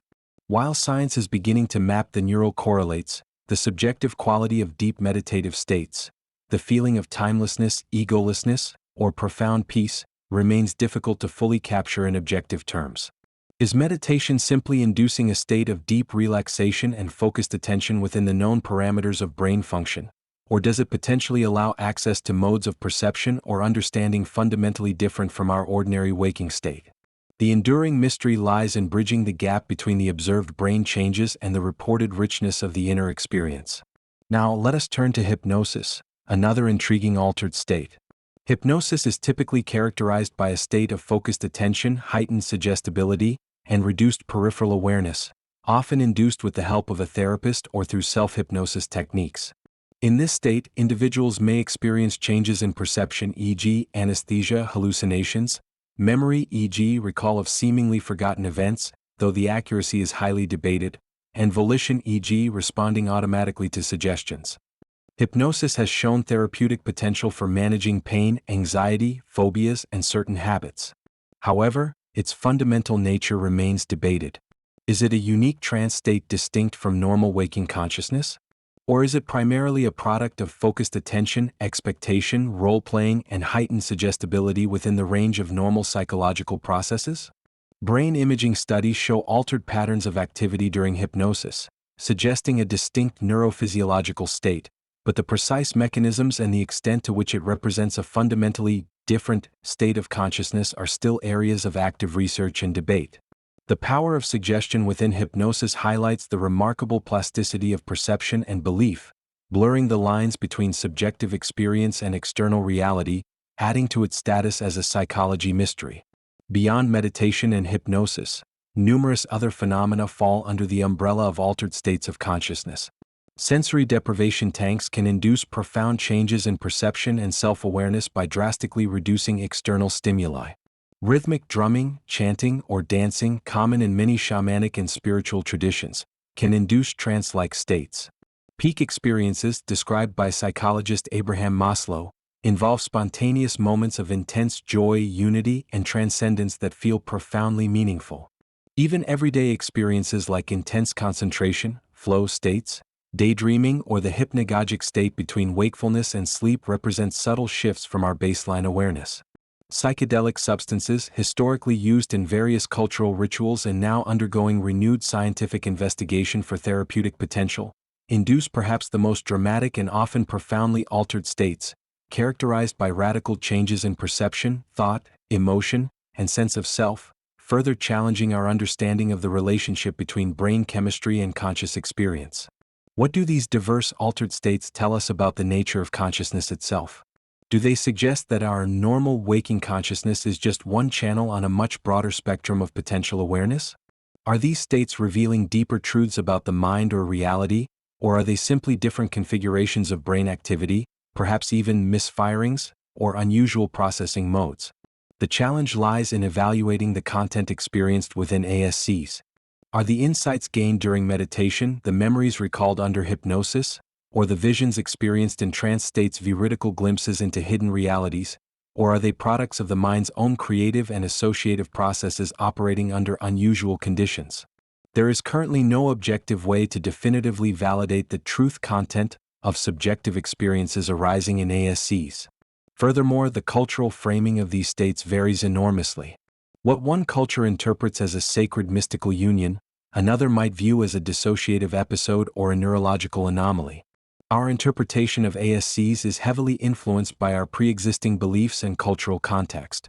This variability complicates the scientific study and philosophical interpretation of these phenomena. Exploring altered states of consciousness pushes the boundaries of psychology and neuroscience. It forces us to question the assumed stability and primacy of our ordinary waking self. It hints at untapped potentials within the human mind, for healing, creativity, insight, and perhaps even transcendence. Yet, it also demands critical thinking and caution, distinguishing genuine psychological phenomena from wishful thinking or misinterpretation. The study of ASCs remains a frontier, grappling with the most fundamental psychology mysteries about the relationship between brain activity, subjective experience, and the nature of reality itself. As you continue to relax deeply, allow your awareness to soften, to become more fluid. Contemplate the possibility that your familiar waking state is just one way of experiencing the world. Imagine the vast potential landscape of consciousness, with its peaks of insight, valleys of calm, and strange territories visited in dreams or meditation. Let go of the need to define or categorize these states rigidly. Instead, cultivate a gentle openness to the multifaceted nature of your own mind. Find peace in acknowledging the profound mystery of awareness itself, in all its varied forms, resting calmly in the vast, largely unexplored territory of your own inner world. The lost years. Think back to your earliest memories. How far back can you reliably go? Most adults find it incredibly difficult, if not impossible, to recall specific events from their first few years of life, typically before the age of 3 or 4. There seems to be a curtain drawn across our infancy and early toddlerhood, a period rich with learning, development, and significant experiences, yet largely inaccessible to our conscious recollection. This near-universal phenomenon, the inability of adults to retrieve episodic memories, memories of specific events, from before roughly age 3 to 4, is known as childhood amnesia or infantile amnesia. Why do these formative lost years exist? Why can't we remember learning to walk, our first words, the faces of caregivers from our earliest days, even though these experiences undoubtedly shaped us? The precise reasons remain a captivating psychology mystery, involving a complex interplay of brain development, language acquisition, and the evolving nature of the self and memory itself. Several prominent theories attempt to explain this intriguing gap in our life narrative. One major factor is brain development, particularly the maturation of brain structures crucial for forming and retrieving long-term episodic memories. The hippocampus, essential for consolidating experiences into lasting memories, and the prefrontal cortex, involved in memory retrieval, context, and the sense of self over time, are relatively immature during infancy and early childhood. While infants are clearly capable of learning and forming implicit memories, like procedural skills or conditioned responses, the neural hardware required for creating stable, retrievable autobiographical memories, memories tied to a specific time, place, and sense of self experiencing the event, may simply not be fully developed yet. Neurogenesis, the creation of new neurons, is also very high in the hippocampus during early childhood, and some research suggests this rapid cell turnover might actually disrupt the stability of already formed memory traces, contributing to their later inaccessibility. The brain is essentially overwriting older memories as it rapidly develops. Another crucial factor is the development of language. Language provides a powerful structure for organizing, encoding, and retrieving memories. We often remember events as narratives, using words to label experiences, sequence actions, and share recollections with others. Before children develop sophisticated language skills, typically emerging more fully between ages 2 and 4, they may lack the necessary framework to encode experiences in a way that is easily accessible later using verbal cues.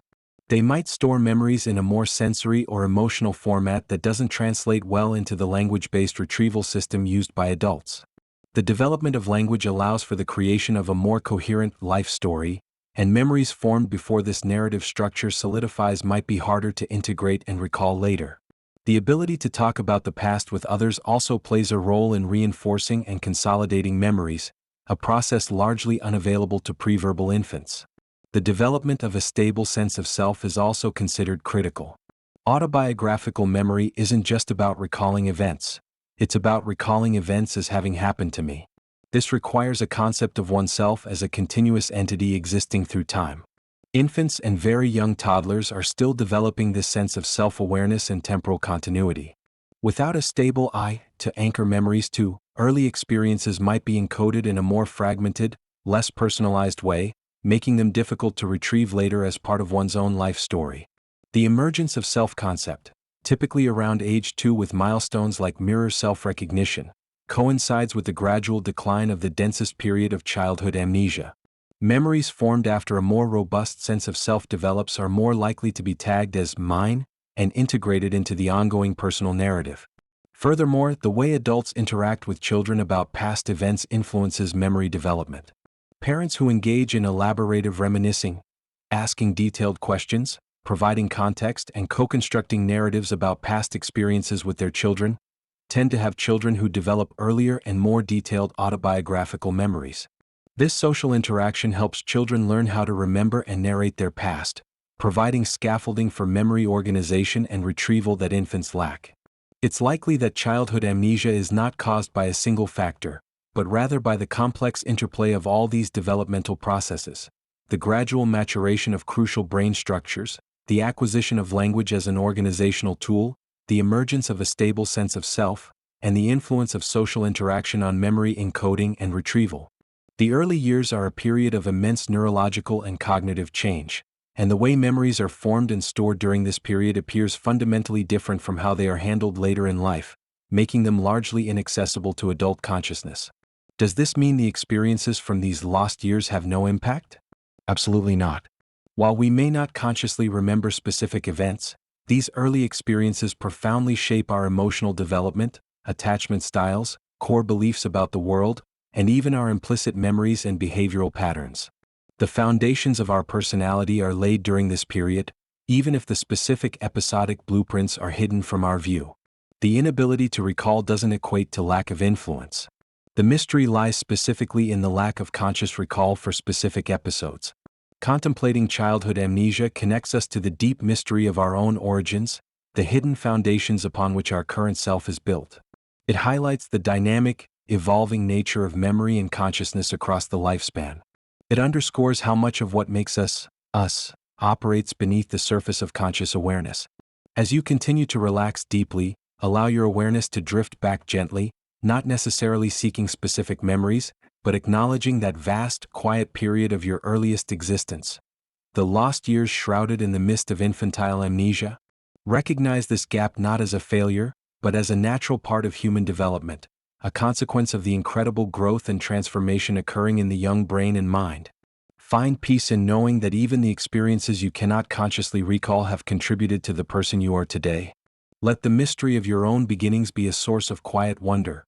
Resting calmly in the present moment, the culmination of a lifetime of experiences, both remembered and forgotten. The power of the pack. Humans are fundamentally social creatures.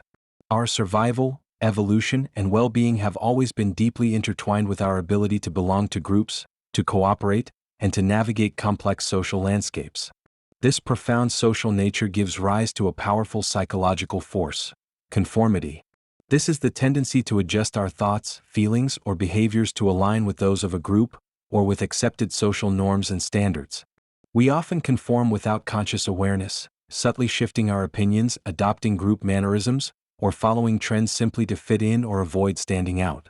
While conformity is essential for social cohesion and order, the extent to which group pressure can override individual judgment, sometimes leading to irrational or even unethical behavior, represents a deep and often unsettling psychology mystery. Why is the pull of the pack so strong? What mechanisms drive us to follow the crowd, even against our better instincts? Exploring the power of conformity reveals crucial insights into social influence, group dynamics, and the delicate balance between individuality and belonging, inviting deep relaxation through understanding these powerful social currents. The drive to conform stems from multiple psychological needs and processes. One fundamental need is the need to belong, often referred to as normative social influence. We desire acceptance, approval, and connection with others. Going against group norms risks social rejection, ridicule, or isolation, outcomes that were potentially life-threatening for our ancestors and remain psychologically painful today.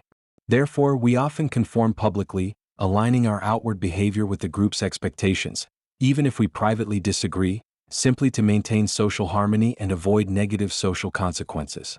We laugh at a joke we don't find funny because others are laughing. We adopt fashion trends to fit in with our peers. We might publicly endorse an opinion we doubt to avoid conflict within a group.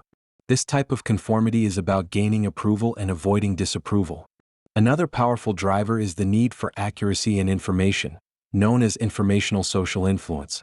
When we are uncertain about the correct way to behave, think, or interpret a situation, we often look to others for guidance, assuming they possess knowledge or insight that we lack. If everyone else in a confusing situation is acting in a certain way, we might conclude that must be the correct or effective way to respond. We conform not just to be liked, but because we genuinely believe the group possesses accurate information. This is especially potent in ambiguous situations where objective reality is unclear, or when we perceive the group as being particularly knowledgeable or competent. We trust the wisdom of the crowd as a shortcut to figuring things out. Classic psychological experiments dramatically illustrate the power of conformity. Solomon Asch's famous line judgment studies in the 1950s are a prime example. Participants were asked to judge which of three comparison lines matched a standard line, a simple perceptual task. However, participants were placed in groups with several confederates, actors working for the experimenter, who deliberately gave the same incorrect answer on certain trials. Asch found that a significant percentage of genuine participants conformed to the obviously wrong majority answer at least once, even though it contradicted the clear evidence of their own eyes. When interviewed later, some participants admitted they knew the group was wrong but conformed to avoid standing out, normative influence, while others actually came to doubt their own perception, believing the group must be right, informational influence. Asch's studies powerfully demonstrated how easily individual judgment can be swayed by group pressure, even in unambiguous situations. The consequences of conformity, while often benign or even necessary for social order, can also be deeply problematic. It can lead to the suppression of dissent and critical thinking, as individuals hesitate to voice unique perspectives or challenge group consensus. This can result in groupthink, where flawed decisions are made because the desire for harmony overrides realistic appraisal of alternatives. It can perpetuate harmful stereotypes and prejudices, as individuals conform to biased social norms without questioning them.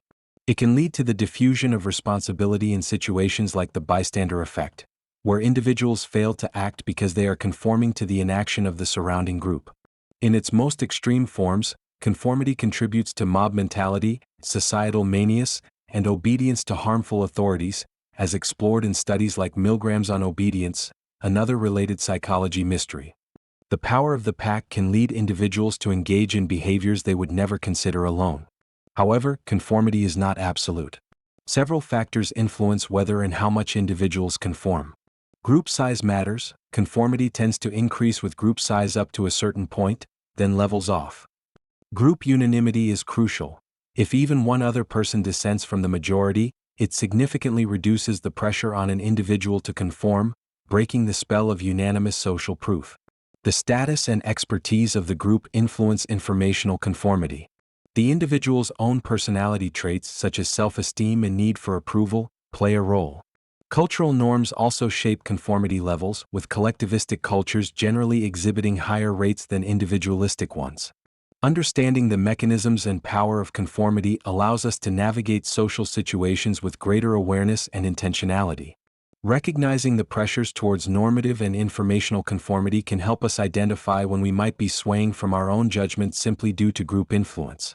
Cultivating confidence in our own perceptions and values provides an anchor against excessive conformity. Actively seeking diverse perspectives and encouraging dissent within groups can counteract groupthink and foster better decision-making. Recognizing the power of a single dissenter can embolden us to voice our own perspectives, even when they differ from the majority.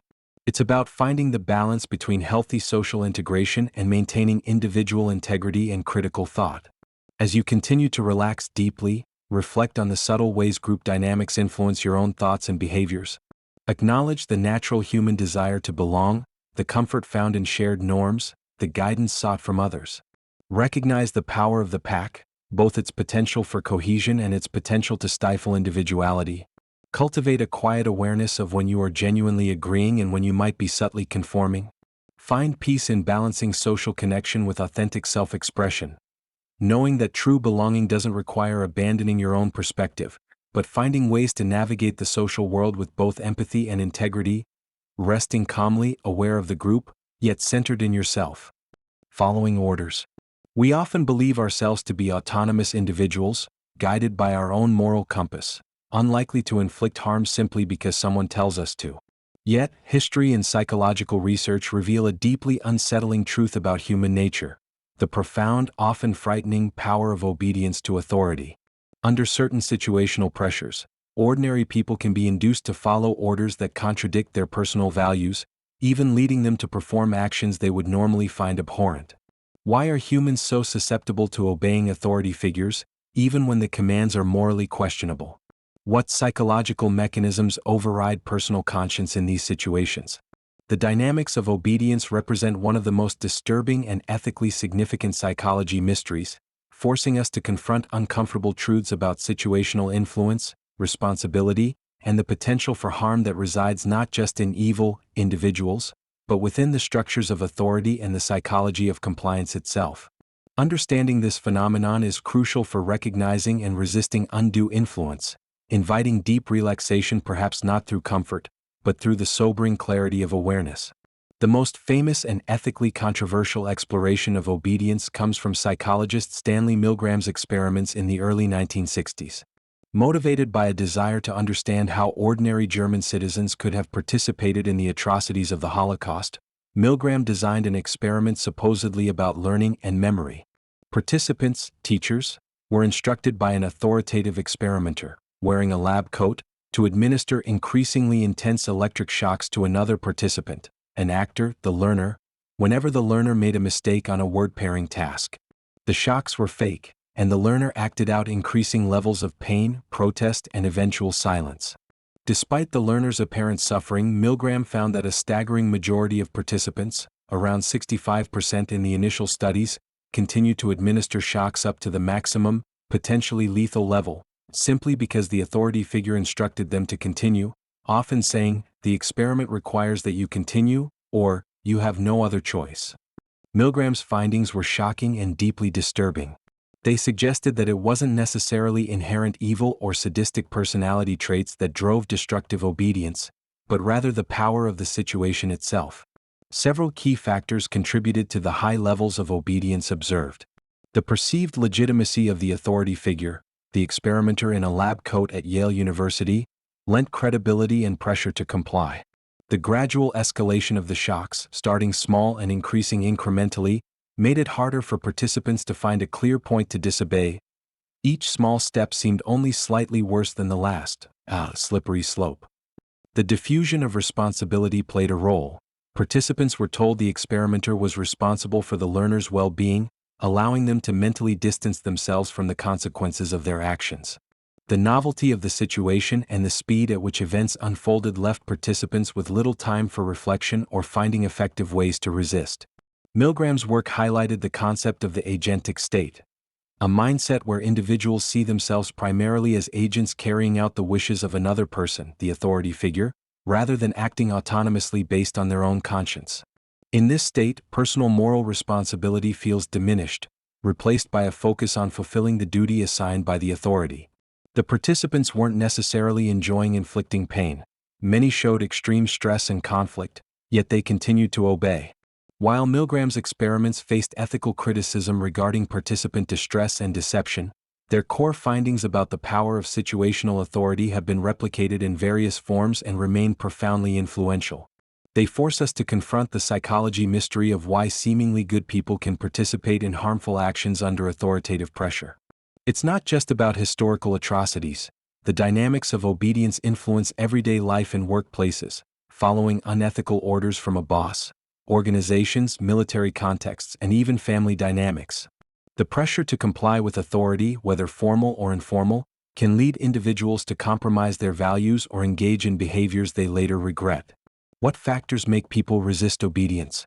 Milgram's variations showed that obedience dropped significantly when the authority figure was perceived as less legitimate, when instructions were given remotely, or crucially, when participants saw other participants refuse to comply. The presence of dissenting peers provided social support and broke the perceived unanimity of obedience, empowering individuals to follow their own conscience. This underscores the importance of dissent and peer support in resisting undue authoritative pressure. Individual factors like a strong sense of personal responsibility or certain personality traits might also play a role, but Milgram emphasized the overwhelming power of the situation itself for most people. Understanding the mystery of obedience is crucial for fostering ethical awareness and resistance. It requires recognizing our own susceptibility to authoritative pressure, regardless of how moral we believe ourselves to be. Cultivating critical thinking skills, questioning the legitimacy of authority, the morality of commands, and taking personal responsibility for our actions is essential. Encouraging environments where dissent is valued and protected, rather than punished, is vital for preventing destructive obedience in organizations and societies. Learning about historical examples of obedience and resistance provides valuable lessons. Reflecting on our own values and developing a strong internal moral compass provides an anchor against external pressures. We must be wary of gradual escalations, slippery slopes, and the diffusion of responsibility in group or hierarchical settings. As you settle deeper into relaxation, allow yourself to contemplate the complex relationship between individual conscience and external authority. Recognize the subtle, often unconscious pull towards obedience, the comfort found in following orders, the difficulty in dissenting. Acknowledge the potential vulnerability within yourself, not as a flaw, but as part of the human condition revealed by this deep psychology mystery. Cultivate a quiet commitment to awareness, to questioning authority respectfully but firmly when necessary, and to taking personal responsibility for your actions. Find peace not in blind compliance, but in the courageous alignment of your actions with your deepest values, resting calmly, empowered by the knowledge of these social forces and your capacity to navigate them consciously. The language instinct. Consider the effortless miracle that unfolds in early childhood, the acquisition of language. Without formal instruction, without explicit memorization of complex grammatical rules, virtually every human child, exposed to a linguistic environment, rapidly progresses from babbling to uttering single words, then simple sentences, and finally to mastering the intricate syntax and vast vocabulary of their native tongue. How is this possible? How do young minds absorb and generate language with such speed and creativity, surpassing even the most advanced artificial intelligence in linguistic fluency and understanding? The process by which children acquire language, often referred to as the language instinct, represents one of the most profound and captivating psychology mysteries. It delves into the interplay of innate biological capacities and environmental input, challenging us to understand the deep structure of the human mind and the origins of our unique ability to communicate through complex symbolic systems. For centuries, the dominant view associated with behaviorism, e.g., B.F. Skinner, was that language learning occurred primarily through imitation, reinforcement, and conditioning. Children learned to speak by mimicking the sounds they heard and being rewarded for correct utterances. However, this view struggled to explain several key observations. Children produce novel sentences they've never heard before, demonstrating creativity rather than mere imitation. They make systematic errors, like "goed" instead of "went," that suggest they are actively applying grammatical rules, even incorrectly rather than just copying. Furthermore, children acquire language rapidly and universally across different cultures and linguistic environments, even when the input they receive is imperfect or impoverished, full of hesitations, errors, and incomplete sentences. The sheer complexity of grammar seems too vast to be learned solely through reinforcement in such a short time. This led linguist Noam Chomsky to propose a revolutionary alternative in the mid-20th century, the concept of an innate language acquisition device, LAD, and universal grammar, UG. Chomsky argued that humans are born with a specialized, biologically endowed capacity for language, a kind of pre-programmed operating system for grammar. This universal grammar contains the underlying principles and parameters common to all human languages. When exposed to a specific language, the child's LAD uses this innate framework to deduce the specific rules and structures of that particular language from the input they hear. Language isn't learned entirely from scratch. Rather, environmental input triggers and sets the parameters of an innate biological blueprint. In this view, the ability to acquire complex grammar is part of our genetic heritage, an instinct unique to our species. Chomsky's theory elegantly explains the speed and universality of language acquisition, the creativity of children's utterances, and their ability to learn grammar despite imperfect input, the poverty of the stimulus argument. It suggests that the deep structure underlying all human languages shares common principles, reflecting this innate universal grammar. While the precise nature and content of UG are still debated among linguists and cognitive scientists, the core idea that language acquisition involves a significant innate component remains highly influential. However, the nature versus nurture debate continues. Interactionist and emergentist perspectives emphasize the crucial role of social interaction, cognitive development, and statistical learning alongside any innate predispositions. They argue that language emerges from the dynamic interplay between the child's developing brain, their cognitive abilities, like pattern recognition and memory, and their rich social environment. Children learn language through communication, motivated by the desire to connect, express needs, and understand others.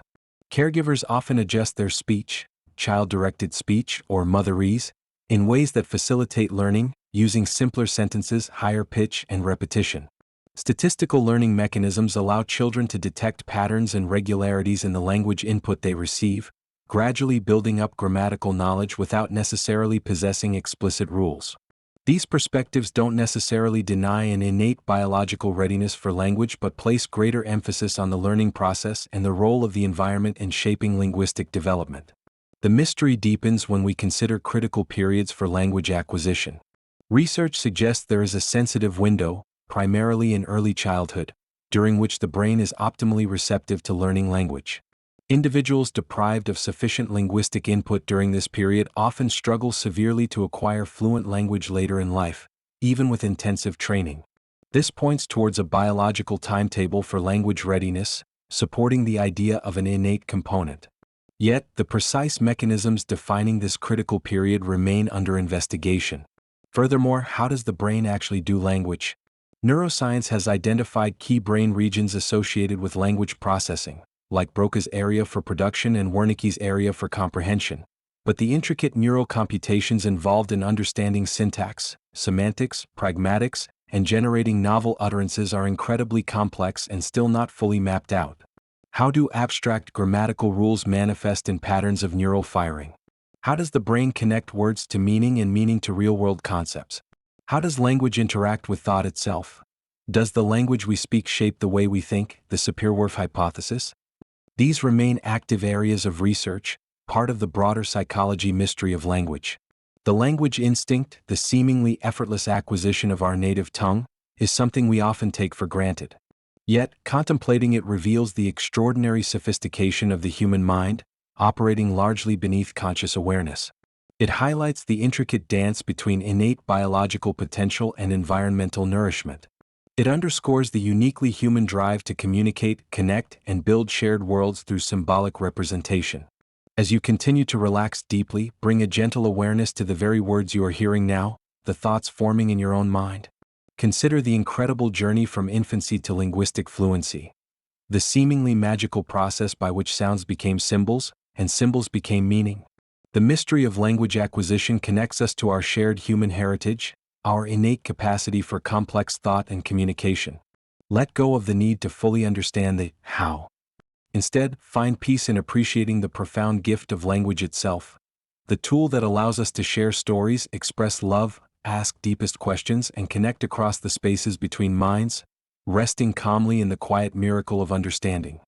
Okay, let us continue our serene descent into the intriguing enigmas of the human mind. We will now explore the fundamental need for sleep, the hidden depths of the unconscious, the strange familiarity of deja vu, the profound reports from the edge of life, and the beautiful blending of the senses. The unsolved purpose of sleep. Consider the simplest, most universal rhythm of our lives, the cycle of wakefulness and sleep. We spend roughly a third of our existence in this state of diminished consciousness, a biological imperative shared across the animal kingdom. We intuitively feel its necessity. Lack of sleep leaves us foggy, irritable, impaired. We know it provides rest, a chance for the body to recuperate. But why do we sleep? Beyond mere physical rest, what profound functions does this prolonged period of vulnerability and unconsciousness serve? Why dedicate so much of our precious time to this inactive state? The precise, comprehensive purpose of sleep remains one of biology's and psychology's most significant and enduring mysteries. While theories abound, providing partial answers, a single universally accepted explanation for all aspects of sleep continues to elude us, inviting us into the quiet contemplation of this fundamental, yet deeply enigmatic, aspect of our being, fostering deep relaxation as we ponder the restorative darkness. We can start with the obvious: restoration and energy conservation.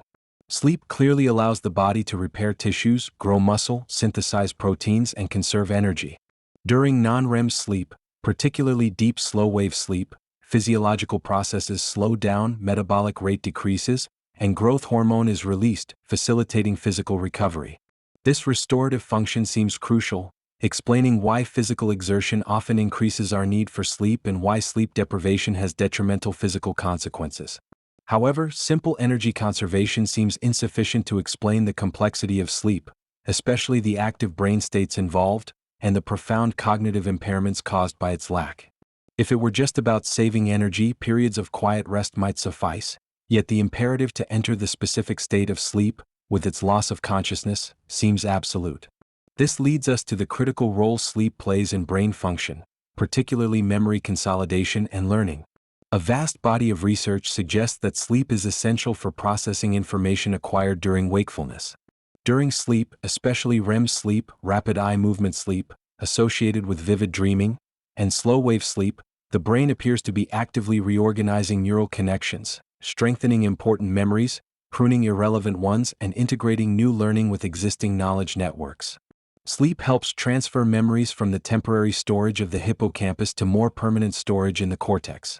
Depriving someone of sleep, particularly specific stages like REM or slow-wave sleep, significantly impairs their ability to learn new tasks and recall previously learned information. This suggests sleep isn't just passive rest for the brain, but an active period of vital information processing and cognitive maintenance. Yet, the precise mechanisms by which different sleep stages contribute to different types of memory consolidation, e.g., procedural versus declarative memory, are still being actively investigated, part of the ongoing psychology mystery. Another proposed function relates to brain maintenance and waste clearance. Recent discoveries highlight the glymphatic system, a network that operates primarily during sleep to flush out metabolic waste products that accumulate in the brain during waking hours.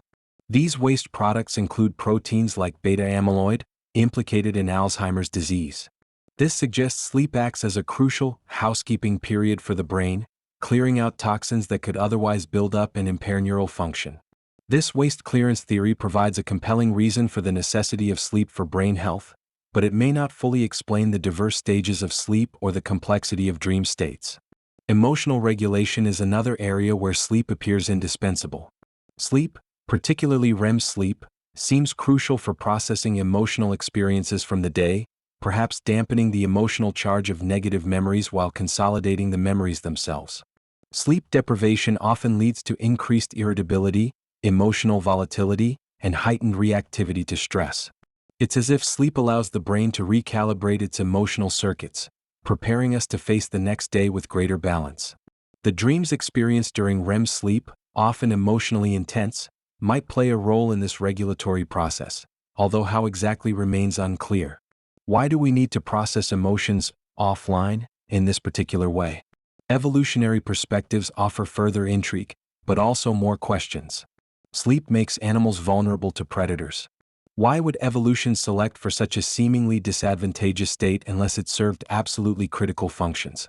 Some theories propose sleep evolved as an adaptive mechanism to keep animals inactive and hidden during times of greatest danger, e.g., nighttime for diurnal creatures, or to conserve energy when foraging is inefficient.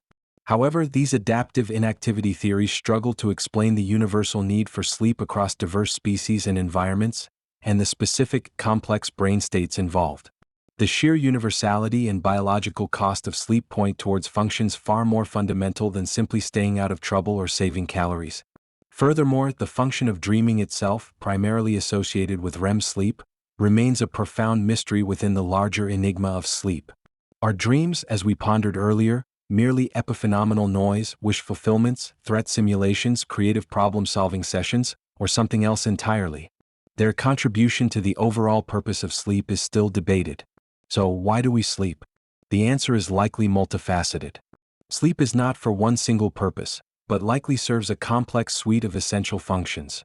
Physical restoration, energy conservation, crucial brain maintenance including waste clearance, memory consolidation and learning, emotional regulation, and potentially others we haven't yet fully uncovered. It's a dynamic, active process vital for both body and mind. Yet, a complete, unified theory that explains the precise why behind all aspects of sleep, its specific stages, its universality, its cognitive and emotional roles, the nature of dreaming remains elusive. As you allow yourself to drift towards that very state tonight, contemplate the profound mystery of sleep. This daily surrender of consciousness, this essential journey into restorative darkness.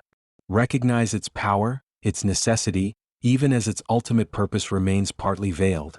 Trust in the deep wisdom of your body and mind as they engage in this vital process of repair, consolidation, and renewal. Let go of the need for complete understanding. Find peace in the simple act of surrender, allowing the enigmatic and essential process of sleep to gently envelop you, resting deeply within one of life's most fundamental and restorative rhythms. Below the surface, beyond the bright circle of our conscious awareness lies a vast, mysterious territory, the unconscious mind. For centuries, philosophers and psychologists have debated its existence, its nature, and its influence. While Freudian psychoanalysis popularized the notion of a dynamic unconscious filled with repressed desires and conflicts, the modern scientific understanding, informed by cognitive psychology and neuroscience, paints a different yet equally fascinating picture. Today, the cognitive unconscious is recognized not necessarily as a dark cellar of primal urges, but as a vast, efficient network of mental processes operating below the threshold of conscious awareness, handling much of the brain's routine work, influencing our thoughts, feelings, decisions, and behaviors in ways we rarely notice. What exactly happens in this hidden realm? How extensive is its influence? Can we truly access or understand these subterranean currents of the mind? Exploring the modern view of the unconscious delves into a core psychology mystery, revealing the limits of introspection and the profound complexity operating just beneath the surface of our perceived self, inviting deep relaxation through acknowledging the hidden depths within. The need for unconscious processing becomes clear when we consider the sheer volume of information our brain handles constantly.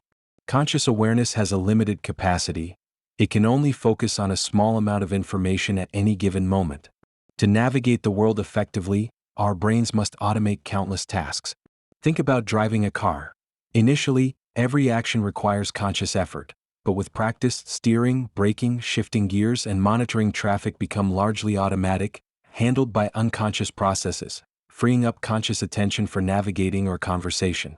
Similarly, understanding language, recognizing faces, recalling learned skills, like riding a bicycle or typing, and even making complex intuitive judgments often rely heavily on rapid, parallel processing occurring outside of our direct awareness.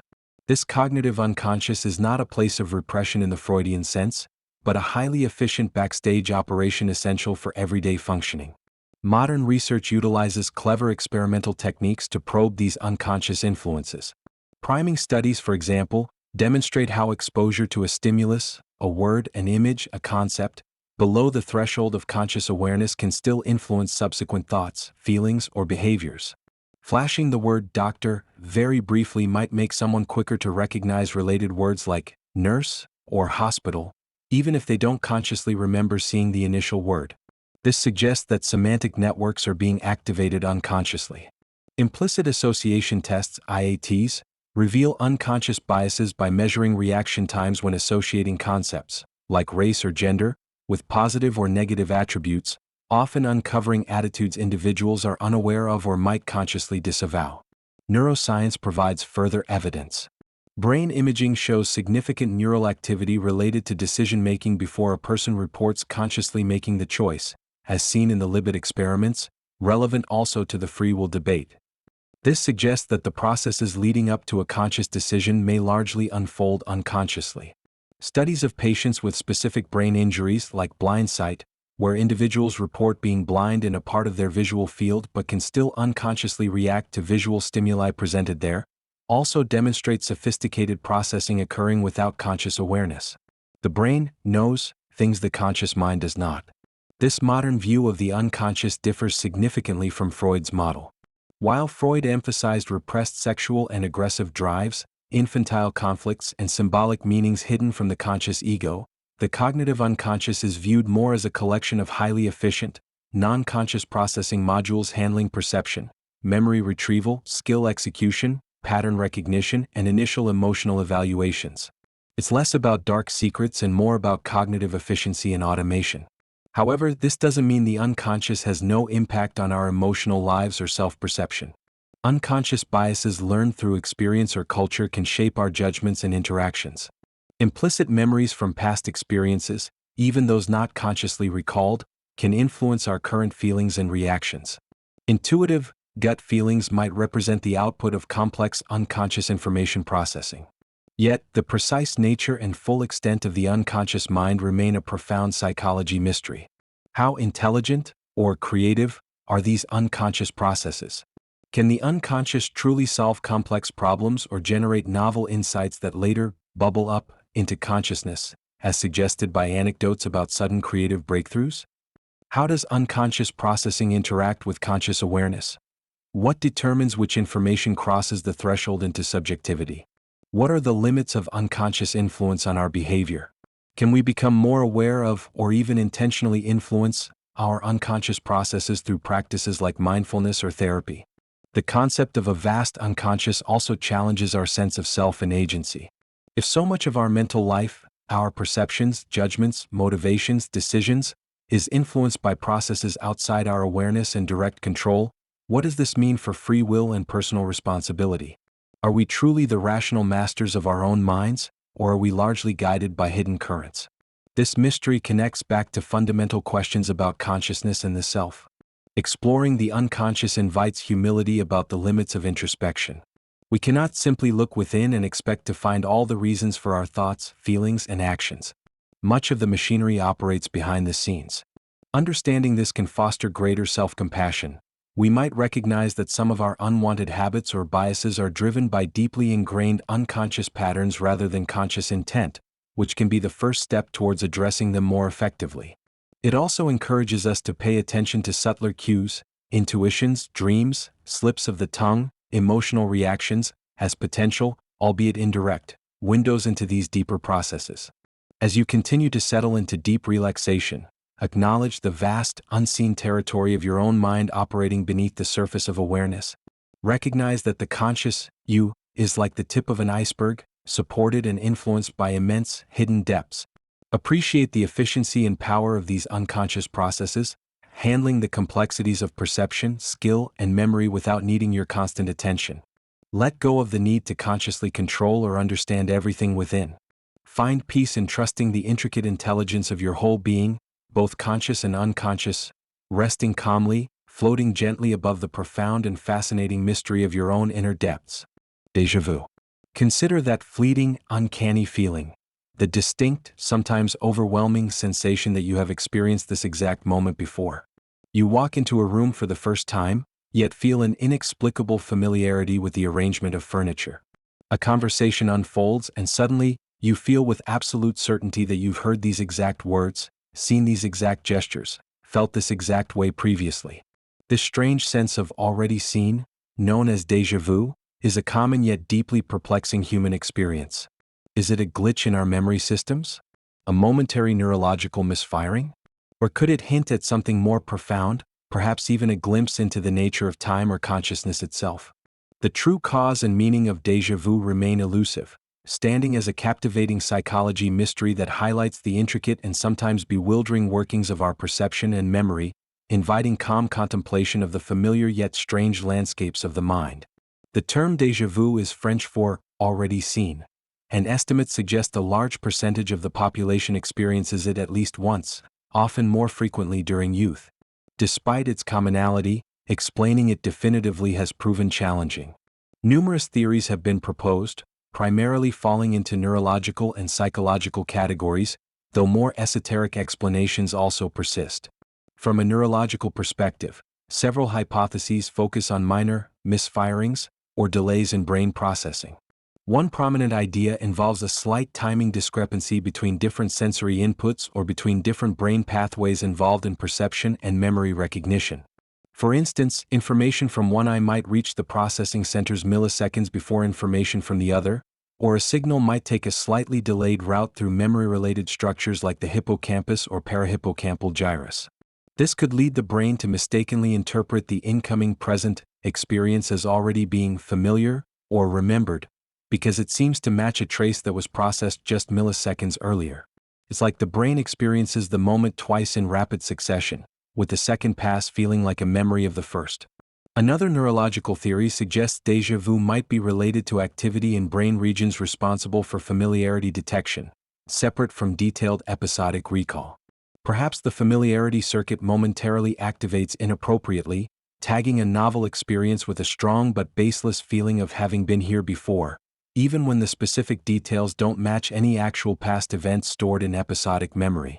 Some researchers have also linked déjà vu experiences, particularly intense or frequent ones, to temporal lobe epilepsy, suggesting that minor, undetected seizure-like activity in these memory-related brain regions could trigger the phenomenon in healthy individuals as well. Essentially, these neurological views see déjà vu as a brief cognitive glitch, a momentary hiccup in the complex machinery of perception and memory encoding. Psychological explanations often focus on memory processes, particularly implicit familiarity and source monitoring errors. We might encounter a new situation that shares subtle, non-specific elements with a forgotten past experience. While we don't consciously recall the original event, fragments of it might trigger a strong feeling of familiarity without providing the specific source memory. The current scene feels familiar because it resonates with unconsciously retrieved fragments of the past. For example, the layout of a new room might subtly echo a place visited in childhood but consciously forgotten. Alternatively, déjà vu could arise from a failure in source monitoring. We might correctly retrieve a memory fragment, perhaps from a dream, a movie, or a vividly imagined scenario, but mistakenly attribute it to a real past experience of the current situation. The feeling of familiarity is real, but its source is misidentified. Some theories blend these ideas. Perhaps a novel stimulus is processed implicitly first, creating a sense of familiarity before conscious awareness fully engages. When conscious processing catches up, moments later, the already present feeling of familiarity creates the paradoxical sensation of re-experiencing the present moment. Divided attention might also play a role. If we briefly process a scene subliminally while distracted, then turn our full attention to it, the initial subliminal processing might create the feeling that we've encountered it before. More esoteric interpretations, while lacking scientific evidence, persist in popular culture and some philosophical traditions. These might view déjà vu as evidence of past lives, precognition, briefly glimpsing the future moments before it happens, disturbances in the flow of time, or even momentary overlaps between parallel universes. While intriguing, these explanations lie outside the realm of current scientific understanding and remain highly speculative. What makes déjà vu such a compelling psychology mystery is its subjective quality. The feeling itself is often intense and undeniably real to the person experiencing it, yet simultaneously accompanied by the conscious knowledge that the situation is actually new. This clash between the powerful feeling of familiarity and the rational knowledge of novelty is what gives déjà vu its distinctive, often unsettling character. It highlights the disconnect that can occur between different levels of cognitive processing, between rapid familiarity circuits and slower, deliberate recall systems. Research into déjà vu continues, using techniques like brain imaging, virtual reality environments designed to induce the sensation, and studies of patients with neurological conditions. While progress is being made in understanding the potential neural correlates and cognitive mechanisms, a single, definitive explanation remains elusive. It likely involves a complex interaction of memory processes, attentional states, and subtle variations in neural timing. As you continue to relax deeply, perhaps you can recall your own fleeting experiences of déjà vu. That strange moment of double take, the feeling of impossible repetition. Acknowledge the uncanniness, the mystery of it. See it not as a sign of something paranormal, but as a fascinating glimpse into the intricate, sometimes imperfect workings of your own mind. A momentary glitch, perhaps, revealing the complex processes of memory, perception, and familiarity that usually operate seamlessly beneath the surface. Find peace in accepting these occasional strange echoes within experience. Let the contemplation of déjà vu be a reminder of the mind's hidden depths and surprising behavior. Resting calmly, comfortably grounded in the present moment, even as echoes of familiarity flicker. Near-death experiences. We now approach a threshold, a boundary experience that touches upon our deepest hopes, fears, and questions about life, death, and consciousness itself. The near-death experience, NDE. Reported by individuals who have clinically died or come very close to death and then revived, NDEs often involve a cluster of profound and sometimes transformative subjective experiences. These can include feelings of intense peace and well-being, seeing a bright light, traveling through a tunnel, experiencing a life review, a rapid playback of past events, feeling detached from the physical body, out-of-body experiences or OBEs, encountering deceased relatives or spiritual beings, and a sense of entering another realm or dimension. Are these experiences merely complex hallucinations generated by a dying or traumatized brain? Or could they represent genuine glimpses into the nature of consciousness beyond physical death, perhaps even evidence for an afterlife? The interpretation of near-death experiences remains one of the most controversial and emotionally charged psychology mysteries, sitting at the precipice where neuroscience, psychology, philosophy, and spirituality intersect, raising profound questions about the mind-body relationship and what, if anything, awaits us at the end of life. The consistency of certain core elements reported across diverse cultures, ages, and belief systems is one factor that makes NDEs so intriguing. While individual experiences vary, common themes like the tunnel, the light, the feeling of peace, and encounters with beings recur frequently. Proponents of a spiritual or transcendental interpretation argue that this cross-cultural consistency suggests the experiences reflect an objective reality or a universal aspect of the dying process, rather than being purely culturally conditioned hallucinations. They might see NDEs as evidence for the survival of consciousness after bodily death, the existence of a soul, or entry into a spiritual realm. The often reported transformative effects, reduced fear of death, increased spirituality, greater appreciation for life, enhanced compassion, are also cited as evidence of the experience's profound and potentially transcendental nature.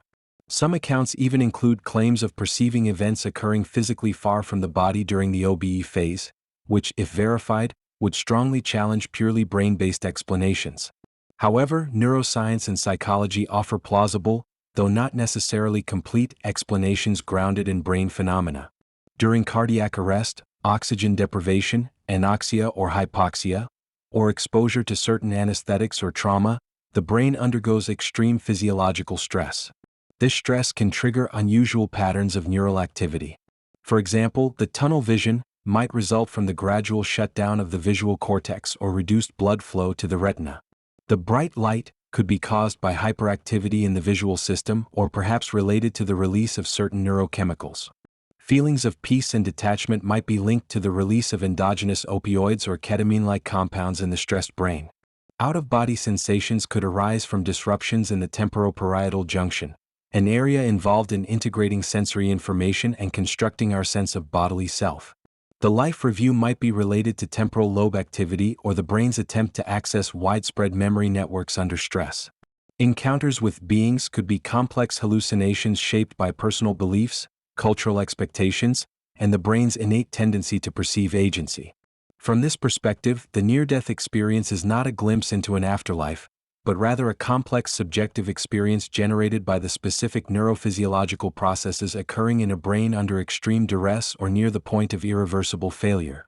The consistency of themes across cultures might be explained by shared human brain structures and common physiological responses to dying, filtered through universal human needs for meaning and comfort.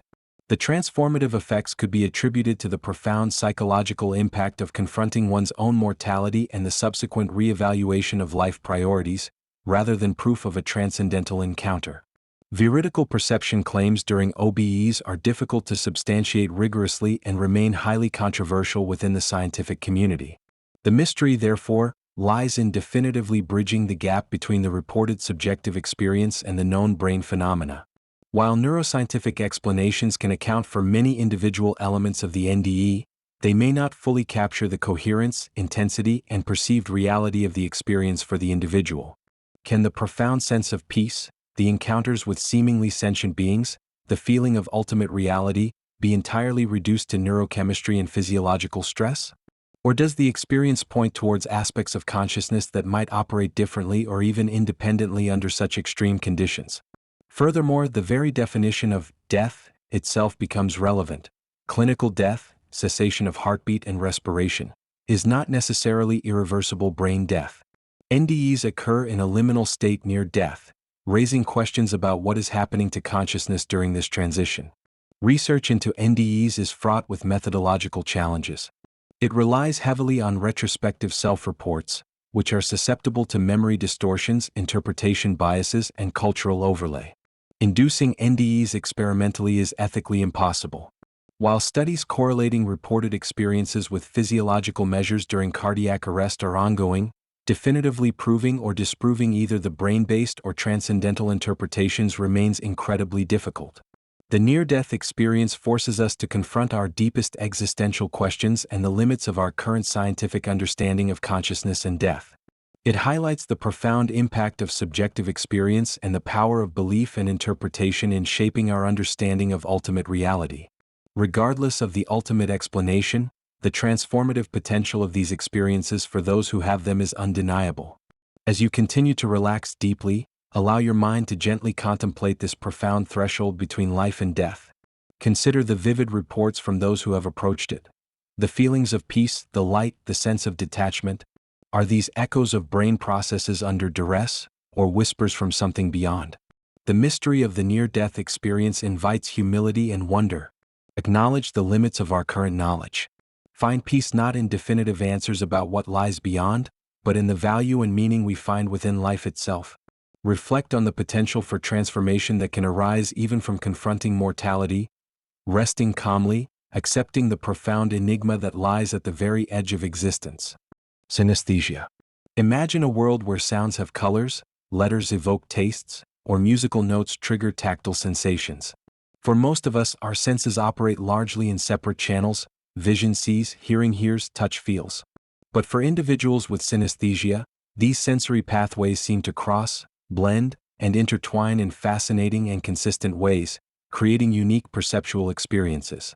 Seeing the number 5 as inherently red, tasting sharpness when hearing a certain word, or feeling a physical shape when listening to a trumpet. These are examples of synesthetic experiences. What causes these unusual sensory pairings? How does the brain create such integrated yet atypical perceptual realities?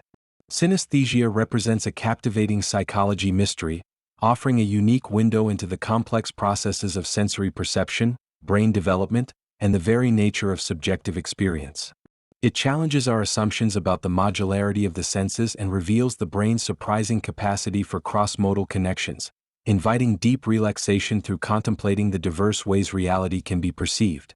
Synesthesia, from the Greek, syn meaning together, and aesthesis, meaning sensation, is not a disease or disorder, but rather a neurological trait characterized by involuntary, consistent, and often vividly experienced connections between different sensory modalities or cognitive pathways. There are numerous forms. Grapheme color synesthesia, seeing letters or numbers as inherently colored, is one of the most common. Chromesthesia, associating sounds with colors, is also relatively prevalent, often experienced by musicians.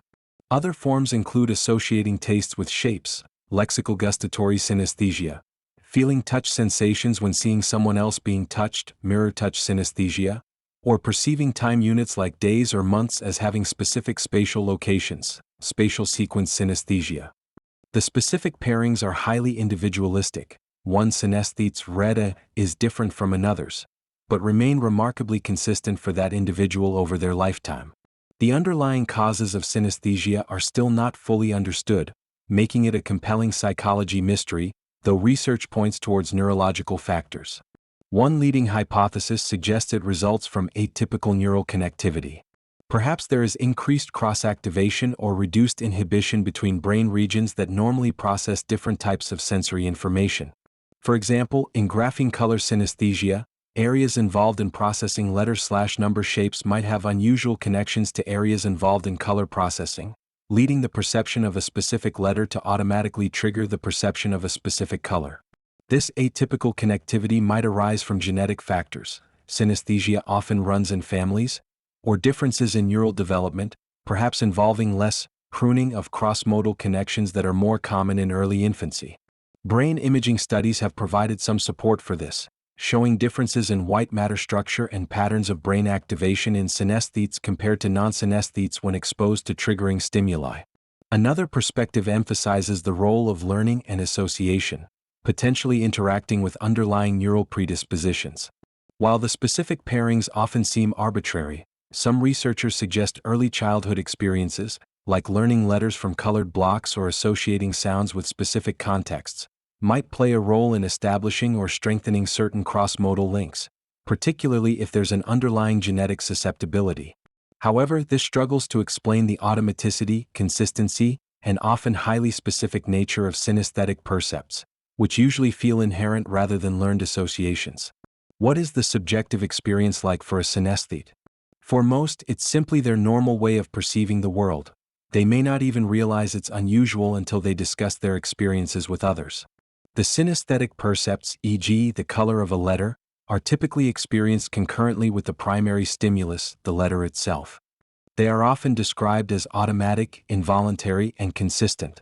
While sometimes potentially distracting, many synesthetes find their experiences neutral or even beneficial, associating them with enhanced memory, e.g., remembering names by their color, increased creativity, or simply a richer sensory world. Many famous artists, writers, and musicians have reported synesthetic experiences, suggesting a potential link between this trait and creative cognition, although the causal relationship is complex. Studying synesthesia provides invaluable insights into broader questions about perception, consciousness, and brain organization. It challenges the traditional view of senses operating in complete isolation, suggesting that cross-modal processing might be more common, perhaps existing on a spectrum, than previously thought. It highlights the fact that our individual subjective experience of reality can differ dramatically, even when perceiving the same external stimuli. What feels objectively red to one person might be intrinsically linked to the sound of a C-sharp for another. This underscores the inherent subjectivity explored in the hard problem of consciousness. It also provides a unique model for studying neuroplasticity and how variations in brain wiring can lead to different perceptual realities. The mystery surrounding synesthesia includes questions like, what determines the specific pairings? Why is a red for one person and blue for another? How does the brain bind these cross-modal percepts into a coherent experience? What is the full extent of its connection to other cognitive traits like creativity or memory? Can synesthesia be induced or learned? While neuroscience offers clues about connectivity, the full picture remains incomplete. As you continue to relax deeply, imagine for a moment a world where senses bleed into one another, where music paints colors in the air, where words carry distinct tastes, where numbers shimmer with inherent hues. Contemplate the extraordinary diversity of human perception revealed by synesthesia. Recognize it not as an anomaly but as a variation, a different way the brain weaves together the threads of reality. Let this psychology mystery foster a sense of wonder at the brain's complexity and plasticity.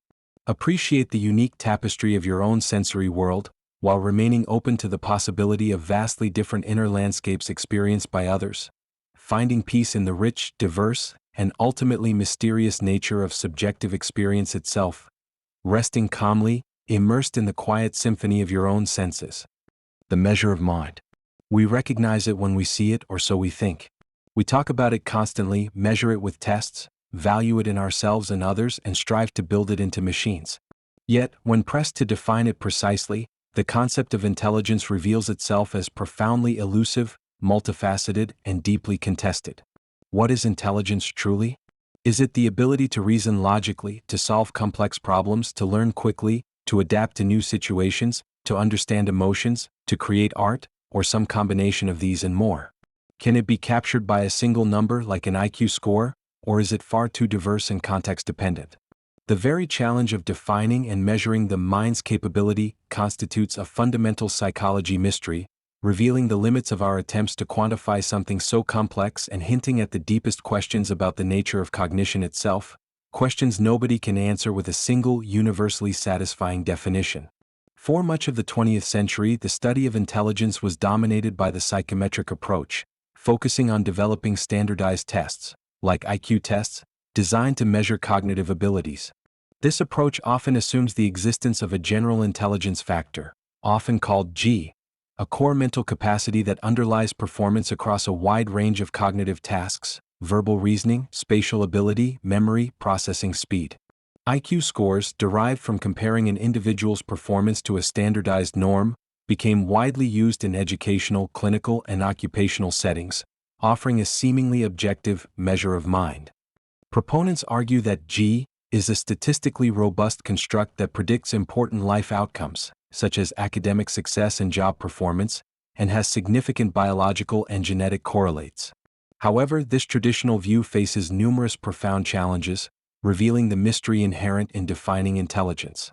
Critics argue that IQ tests measure only a narrow band of analytical and logical abilities, often reflecting specific cultural knowledge and educational exposure, rather than capturing the full spectrum of human intellect. What about creativity, the ability to generate novel and valuable ideas? What about practical intelligence, the street smarts needed to navigate everyday life effectively?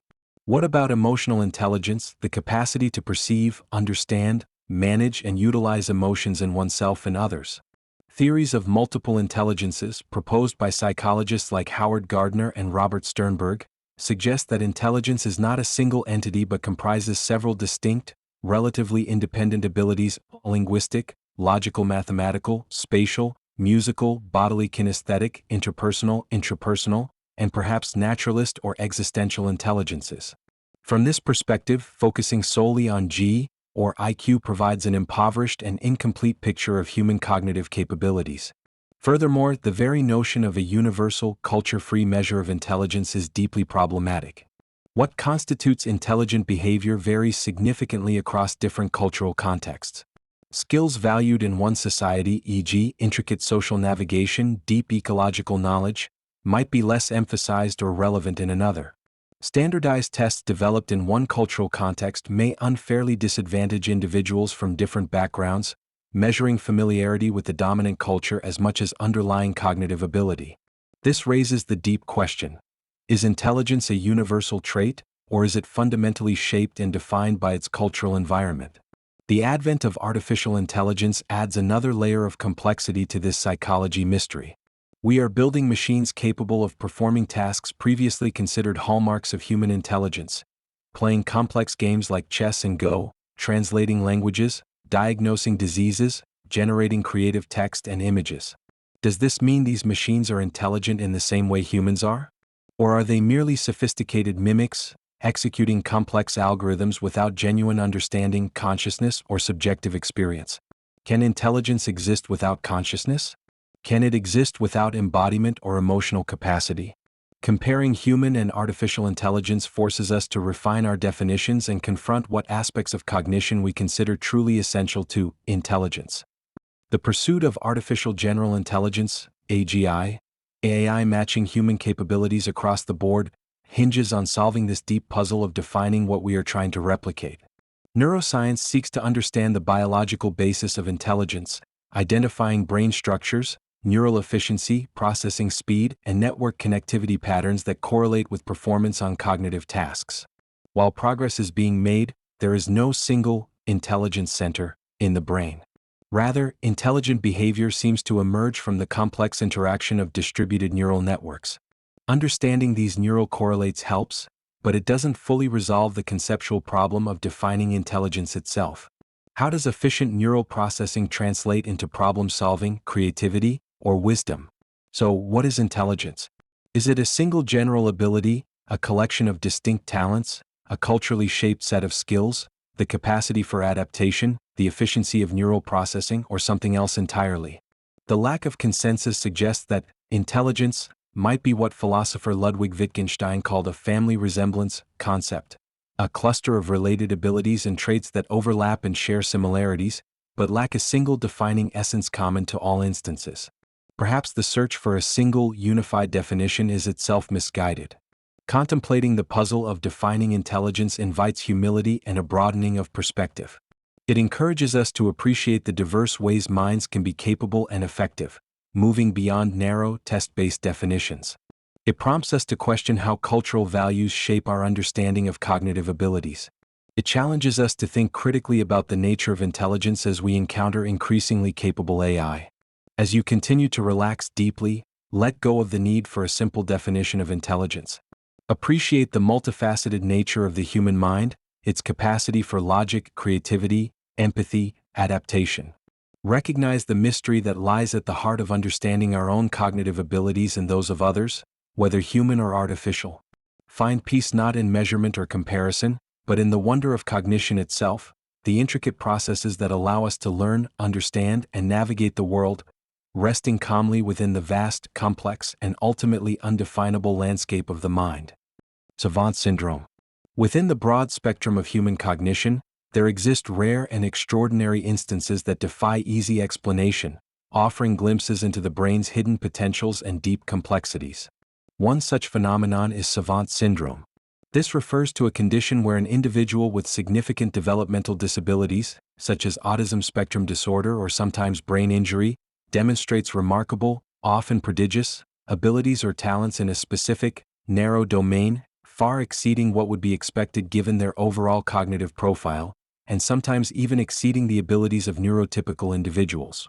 These islands of genius, often in areas like music, e.g., perfect pitch, rapid learning of instruments, art, e.g., highly detailed drawing from memory, calendar calculation, e.g., instantly naming the day of the week for any given date, complex mathematical calculation or mechanical/spatial skills, stand in stark contrast to the individual's challenges in other areas, such as social interaction, language, or adaptive functioning.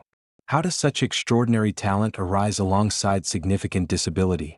What neurological or cognitive mechanisms underpin these isolated spikes of brilliance? Savant syndrome remains a profound psychology mystery, challenging our models of intelligence, learning, memory, and brain function, and offering intriguing clues about the organization and potential plasticity of the human mind. The contrast presented by Savant syndrome is striking.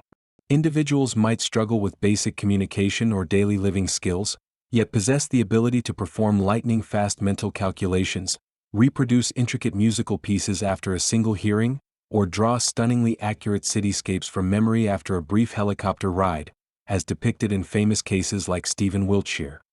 These abilities often appear innate or emerge spontaneously with little formal training, suggesting a different mode of learning or information processing at play. The skills are typically highly specific and rule-based, often involving remarkable feats of rote memory, pattern recognition, or calculation within their particular domain. Several theories attempt to explain this perplexing phenomenon, though none provides a complete picture. One line of thought focuses on neurological differences. Some research suggests that savant abilities might arise from atypical brain development or compensation following brain injury. Damage to certain brain areas, particularly often involving the left hemisphere, associated with language and logical sequencing in many people, might lead to compensatory overdevelopment or disinhibition of functions in other areas, often the right hemisphere, associated with spatial, artistic, and concrete processing. This could potentially unlock access to lower-level sensory information or computational abilities not normally available to conscious awareness, leading to exceptional skills in specific domains like art or calculation. Theories involving altered brain connectivity, differences in neural pruning during development, or unusual interactions between brain regions are also being explored. Another perspective emphasizes cognitive factors, particularly intense focus and obsessive preoccupation. Many individuals with savant skills, especially those on the autism spectrum, exhibit an extraordinary ability to concentrate intensely on their area of interest, dedicating countless hours to practice and refinement, often driven by intrinsic motivation rather than external reward. This extreme focus, combined with potentially enhanced abilities in rote memorization or pattern detection, sometimes associated with autism, could allow for the development of prodigious skills in a narrow domain, even without typical learning strategies. They might be processing information related to their specific talent in a fundamentally different, perhaps more direct or literal, way than neurotypical individuals. The role of memory is clearly central, particularly eidetic memory, often inaccurately called photographic memory, or exceptional rote memorization capacity, which seems common in many savants, especially calendar calculators or those who memorize vast amounts of factual information, like bus schedules or historical dates. However, savant skills often involve more than just memory.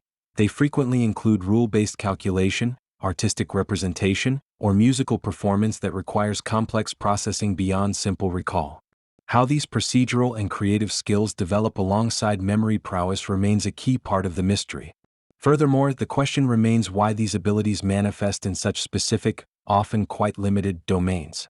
Why music, math, art, or calendar calculation? Are these areas somehow more reliant on rule-based systems, pattern recognition, or specific types of neural processing that might be enhanced through compensatory mechanisms or intense focus? Why don't we see savant abilities in areas like social wisdom or complex verbal reasoning? The specificity of savant talents adds another layer to the enigma. Can savant-like abilities be cultivated in neurotypical individuals? Some research involving temporary disruption of certain brain regions, using transcranial magnetic stimulation, has hinted at briefly unlocking latent abilities in some people, lending tentative support to the idea of compensatory brain function. However, spontaneously emerging high-level savant skills remain rare and tied to specific neurological profiles. Savant syndrome challenges our very definition of intelligence. It demonstrates that extraordinary cognitive abilities can coexist with significant impairments in other areas, questioning the notion of a single general intelligence factor, G. It highlights the brain's incredible capacity for specialization and compensation. It forces us to reconsider the relationship between conscious learning and innate talent, suggesting that some profound abilities might arise from processes operating outside typical cognitive pathways. It remains a deep psychology mystery because it sits at the intersection of neurodiversity, talent, disability, and the fundamental organization of the human brain. It reminds us that the mind operates in ways far more complex and varied than our standard models often assume. As you continue to relax deeply, contemplate the astonishing phenomenon of the Savant Syndrome, these unexpected islands of brilliance. Consider the brain's capacity for specialization, for finding extraordinary pathways even amidst challenge. Recognize the mystery in how such focused genius can arise, hinting at untapped potentials within the cognitive landscape. Let this contemplation foster a sense of awe at the diversity of human minds and the intricate ways knowledge and skill can manifest. Find peace not in explaining away the phenomenon, but in appreciating the wonder of these unique cognitive profiles. Resting calmly, acknowledging the vast spectrum of human potential and the profound mysteries still held within the human brain. The moral compass. Deep within us, most people possess a sense of right and wrong, a moral compass that guides our actions and shapes our judgments about others. We feel empathy for suffering, indignation at injustice, admiration for kindness. But where does this moral sense originate? Are we born with an innate capacity for goodness, fairness, and empathy, perhaps etched into our biology by evolution? Or are we born as blank slates, tabula rasa, regarding morality, learning concepts of right and wrong entirely through socialization, cultural transmission, and explicit teaching? This fundamental question about the origins of human morality, nature versus nurture in the ethical domain, represents one of the most enduring and profound psychology mysteries. It delves into the very core of human nature, influencing our views on education, justice, social cooperation, and the potential for both good and evil within us. Exploring this question offers no simple answers, but invites deep relaxation through contemplating the intricate roots of our ethical lives. The argument for an innate moral sense draws support from several lines of evidence. Evolutionary psychology suggests that certain moral intuitions, like fairness, reciprocity, treating others as they treat you, loyalty to one's group, and aversion to harming kin, could have evolved because they promoted cooperation and survival in our ancestral social groups. Groups whose members were more cooperative, trustworthy, and empathetic would likely have outcompete groups lacking these traits. Rudimentary forms of empathy and fairness are even observed in other primates, suggesting deep evolutionary roots. Neuroscientific research points to specific brain regions involved in empathy, like mirror neurons, which fire both when we perform an action and when we observe someone else performing it, and moral decision-making, suggesting a biological basis for our ethical capacities. Developmental psychology provides further intriguing clues. Studies with infants and very young toddlers, often using puppet shows or simple choice scenarios, suggest that even preverbal children exhibit preferences for characters who act kindly or helpfully, helpers, over those who act harmfully, hinderers. They also seem to possess a rudimentary sense of fairness, reacting negatively to unequal distributions of resources. This suggests that some basic moral foundations, perhaps empathy, an attraction to prosocial behavior, and an aversion to harm, may be present very early in life, before extensive cultural learning could fully account for them. Proponents of innate morality argue that while culture shapes the expression and specific rules of morality, the fundamental capacity for moral judgment and feeling is part of our biological heritage. On the other side of the debate is the strong emphasis on learning and culture. While infants might show basic preferences, the complex moral codes, rules, virtues, and ethical reasoning found in human societies clearly require extensive learning and socialization. Children learn moral norms from parents, peers, teachers, religious institutions, and cultural narratives. They learn through direct instruction, observation, reinforcement, praise and punishment, and internalizing societal values. Different cultures exhibit significant variation in their moral beliefs and practices, cultural relativism, concerning issues like dietary laws, sexual mores, concepts of honor, or the boundaries of the moral community. This cultural diversity suggests that morality is heavily constructed and transmitted socially, rather than being rigidly predetermined by biology. Psychologists like Lawrence Kohlberg developed stage theories of moral reasoning, suggesting that our capacity for ethical judgment develops progressively throughout childhood and adolescence, moving from simple obedience and self-interest towards abstract principles of justice and universal rights.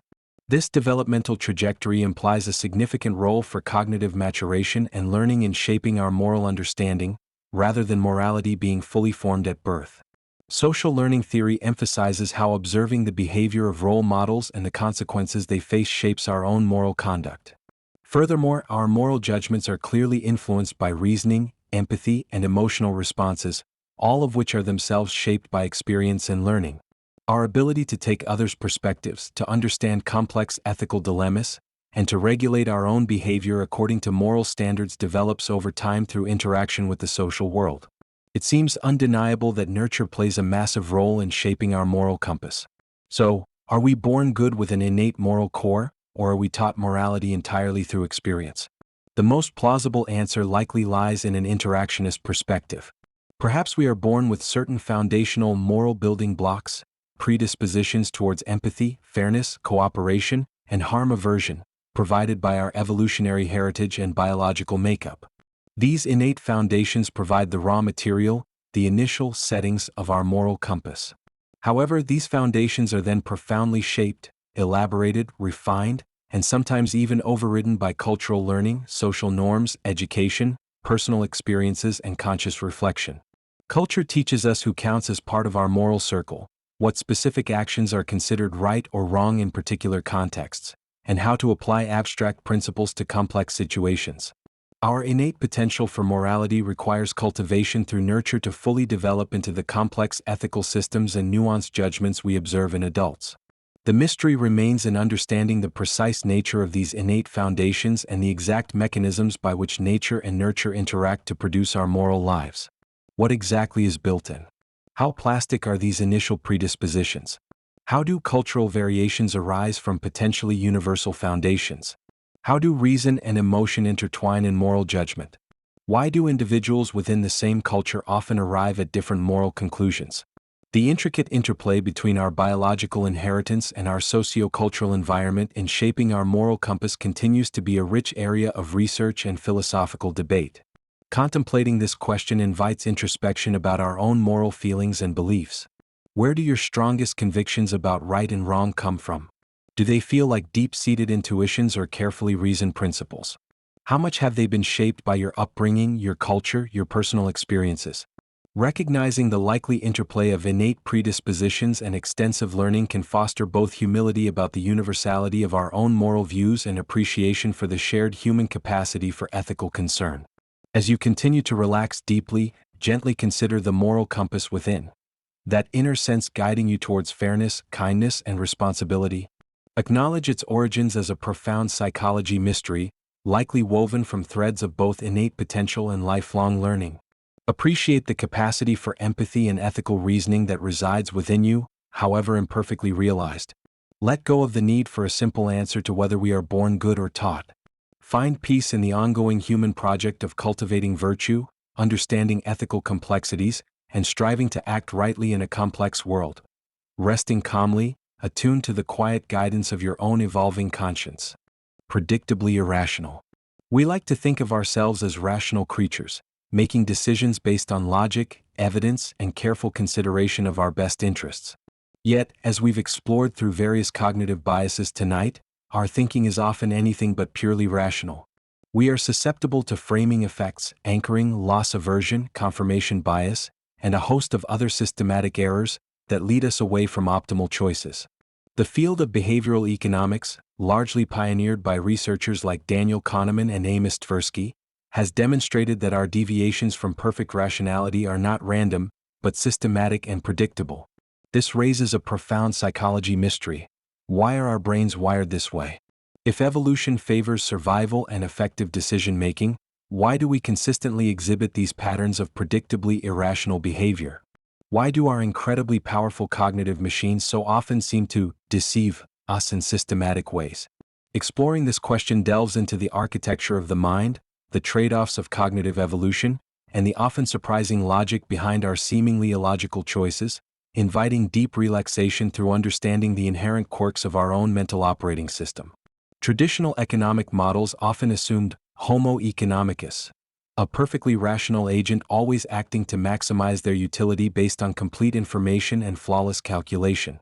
Behavioral economics challenge this by showing, through clever experiments, how real humans consistently deviate from this ideal. We don't always choose what's objectively best, according to rational choice theory. Instead, we rely on heuristics, mental shortcuts or rules of thumb, that are generally fast and efficient but can lead to systematic errors, cognitive biases, in specific situations. So, why did evolution equip us with these heuristic-driven, bias-prone minds rather than perfectly rational calculators? One major explanation lies in cognitive efficiency and resource limitations.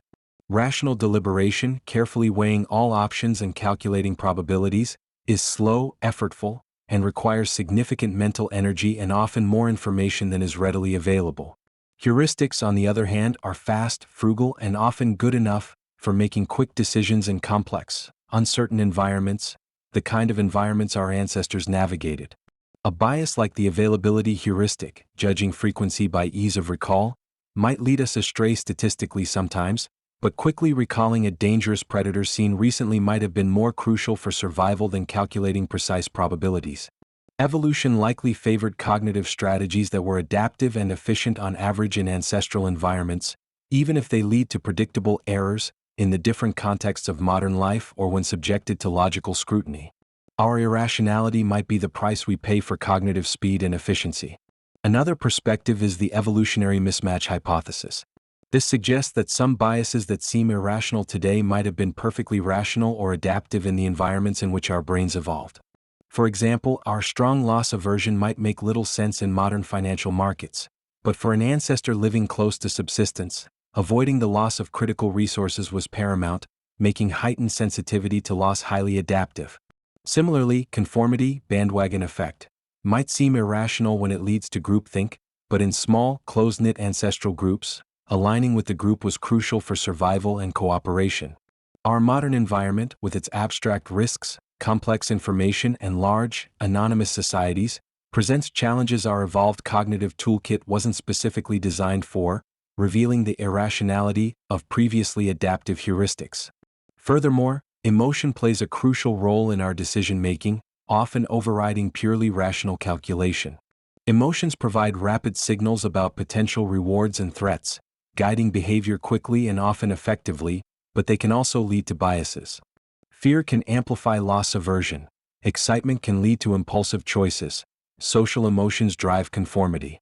While sometimes seen as interfering with rationality, emotions are increasingly understood as integral to effective decision-making, providing crucial information about value and motivation that pure logic lacks. Our irrationality might stem partly from the complex interplay between our ancient emotional systems and our more recently evolved rational capacities. The mystery deepens when we consider why these specific biases persist. If they lead to suboptimal outcomes, why haven't they been corrected by evolution or learning? Perhaps the cognitive trade-offs are unavoidable. Speed and efficiency come at the cost of occasional error. Perhaps the biases are so deeply ingrained in our neural architecture that they are difficult to change.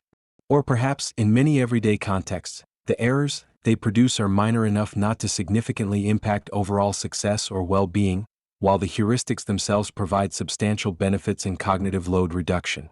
Understanding why we are predictably irrational involves grappling with the constraints and compromises inherent in designing a biological thinking machine operating in a complex world. Acknowledging our predictable irrationality is not cause for despair, but for humility and strategic awareness. It highlights the limits of intuition and the importance of critical thinking, especially when making significant decisions. By understanding common cognitive biases, like those we've explored tonight, we can learn to recognize their potential influence on our own thinking and take steps to mitigate them. We can slow down our decision-making, seek objective data, consider alternative frames, challenge our assumptions, and be wary of choices driven solely by emotion or mental shortcuts. It empowers us to design better choice environments, nudges, that account for these biases to help people make better decisions in areas like health, finance, and sustainability. As you continue to sink into deep relaxation, gently acknowledge the quirks and shortcuts of your own mind. Recognize the patterns of predictably irrational thought not as personal failings, but as universal human tendencies, echoes of evolutionary pressures and cognitive efficiencies. Appreciate the heuristics that often serve you well, while remaining mindfully aware of their potential pitfalls. Find peace not in striving for perfect rationality, which may be an illusion, but in cultivating self-awareness. Understanding the subtle ways your brain deceives you can be the first step towards navigating your choices with greater wisdom and calm.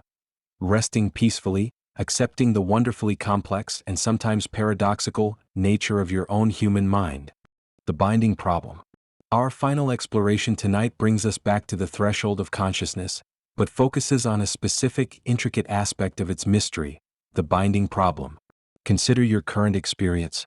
You are likely perceiving multiple sensory inputs simultaneously, perhaps the sound of this voice, the feeling of the surface supporting you, the ambient temperature, maybe faint visual impressions even with eyes closed, along with internal thoughts and feelings. Your brain processes these different features, shape, color, sound, location, touch, meaning, in different, specialized areas, often distributed across the cortex. Yet, somehow, these fragmented pieces of information are seamlessly integrated, bound together, into a single, unified, coherent subjective experience, the experience of this moment.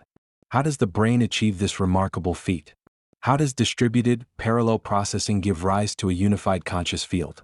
The binding problem asks how features processed in distinct brain regions are combined to create the integrated objects and coherent scenes we perceive as a unified whole. It is a fundamental psychology mystery and neuroscientific challenge, intimately linked to the hard problem, questioning the very mechanisms that weave the threads of neural activity into the seamless tapestry of conscious awareness, inviting deep relaxation through contemplating the unifying magic of the mind. Think about perceiving a simple object like a red ball rolling across a table. Different parts of your visual cortex process its color, red, its shape, round, its motion, and its location. Auditory cortex might process the sound it makes.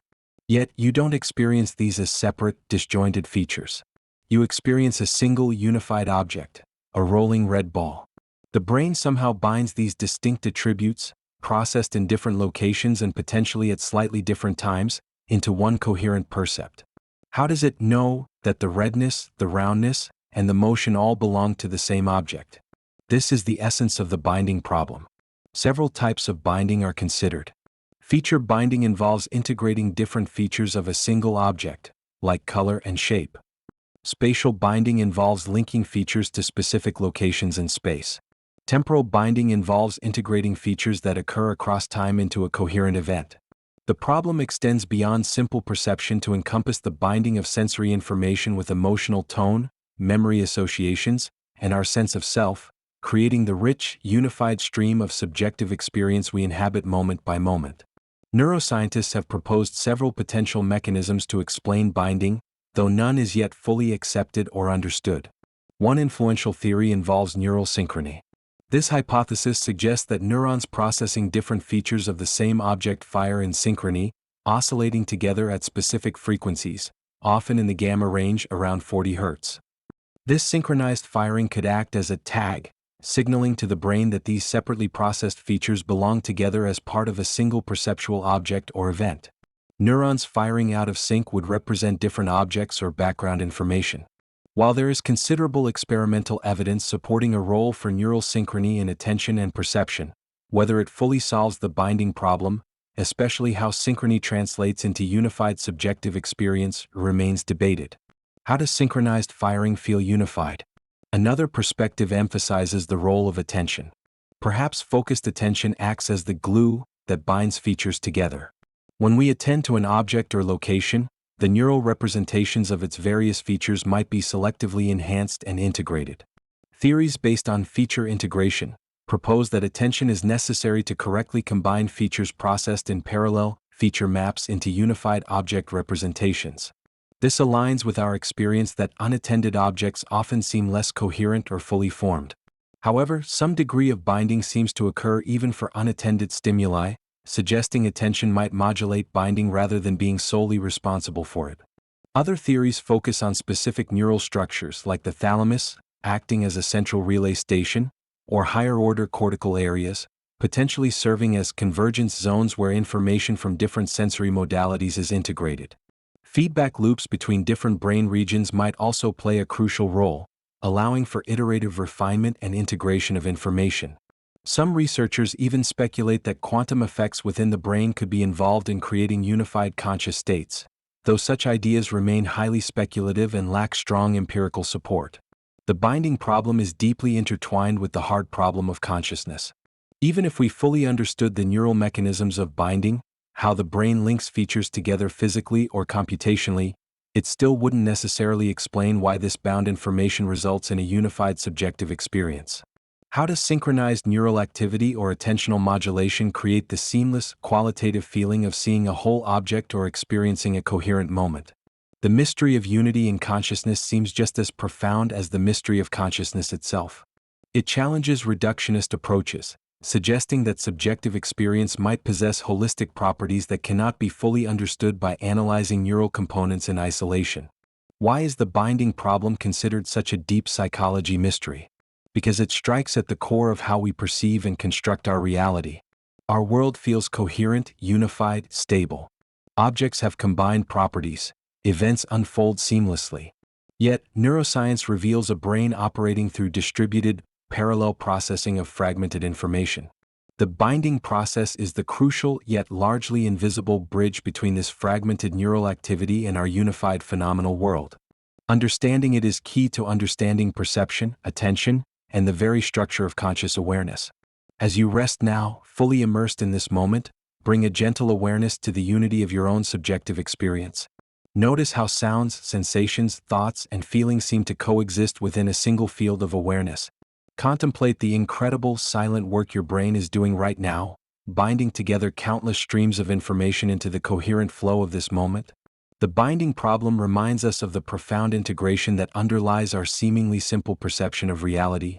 Let the mystery of this unity foster a sense of awe. Find peace not in dissecting the mechanism, but in simply inhabiting the unified field of your own consciousness, resting deeply, held together by the invisible, intricate weaving of the mind.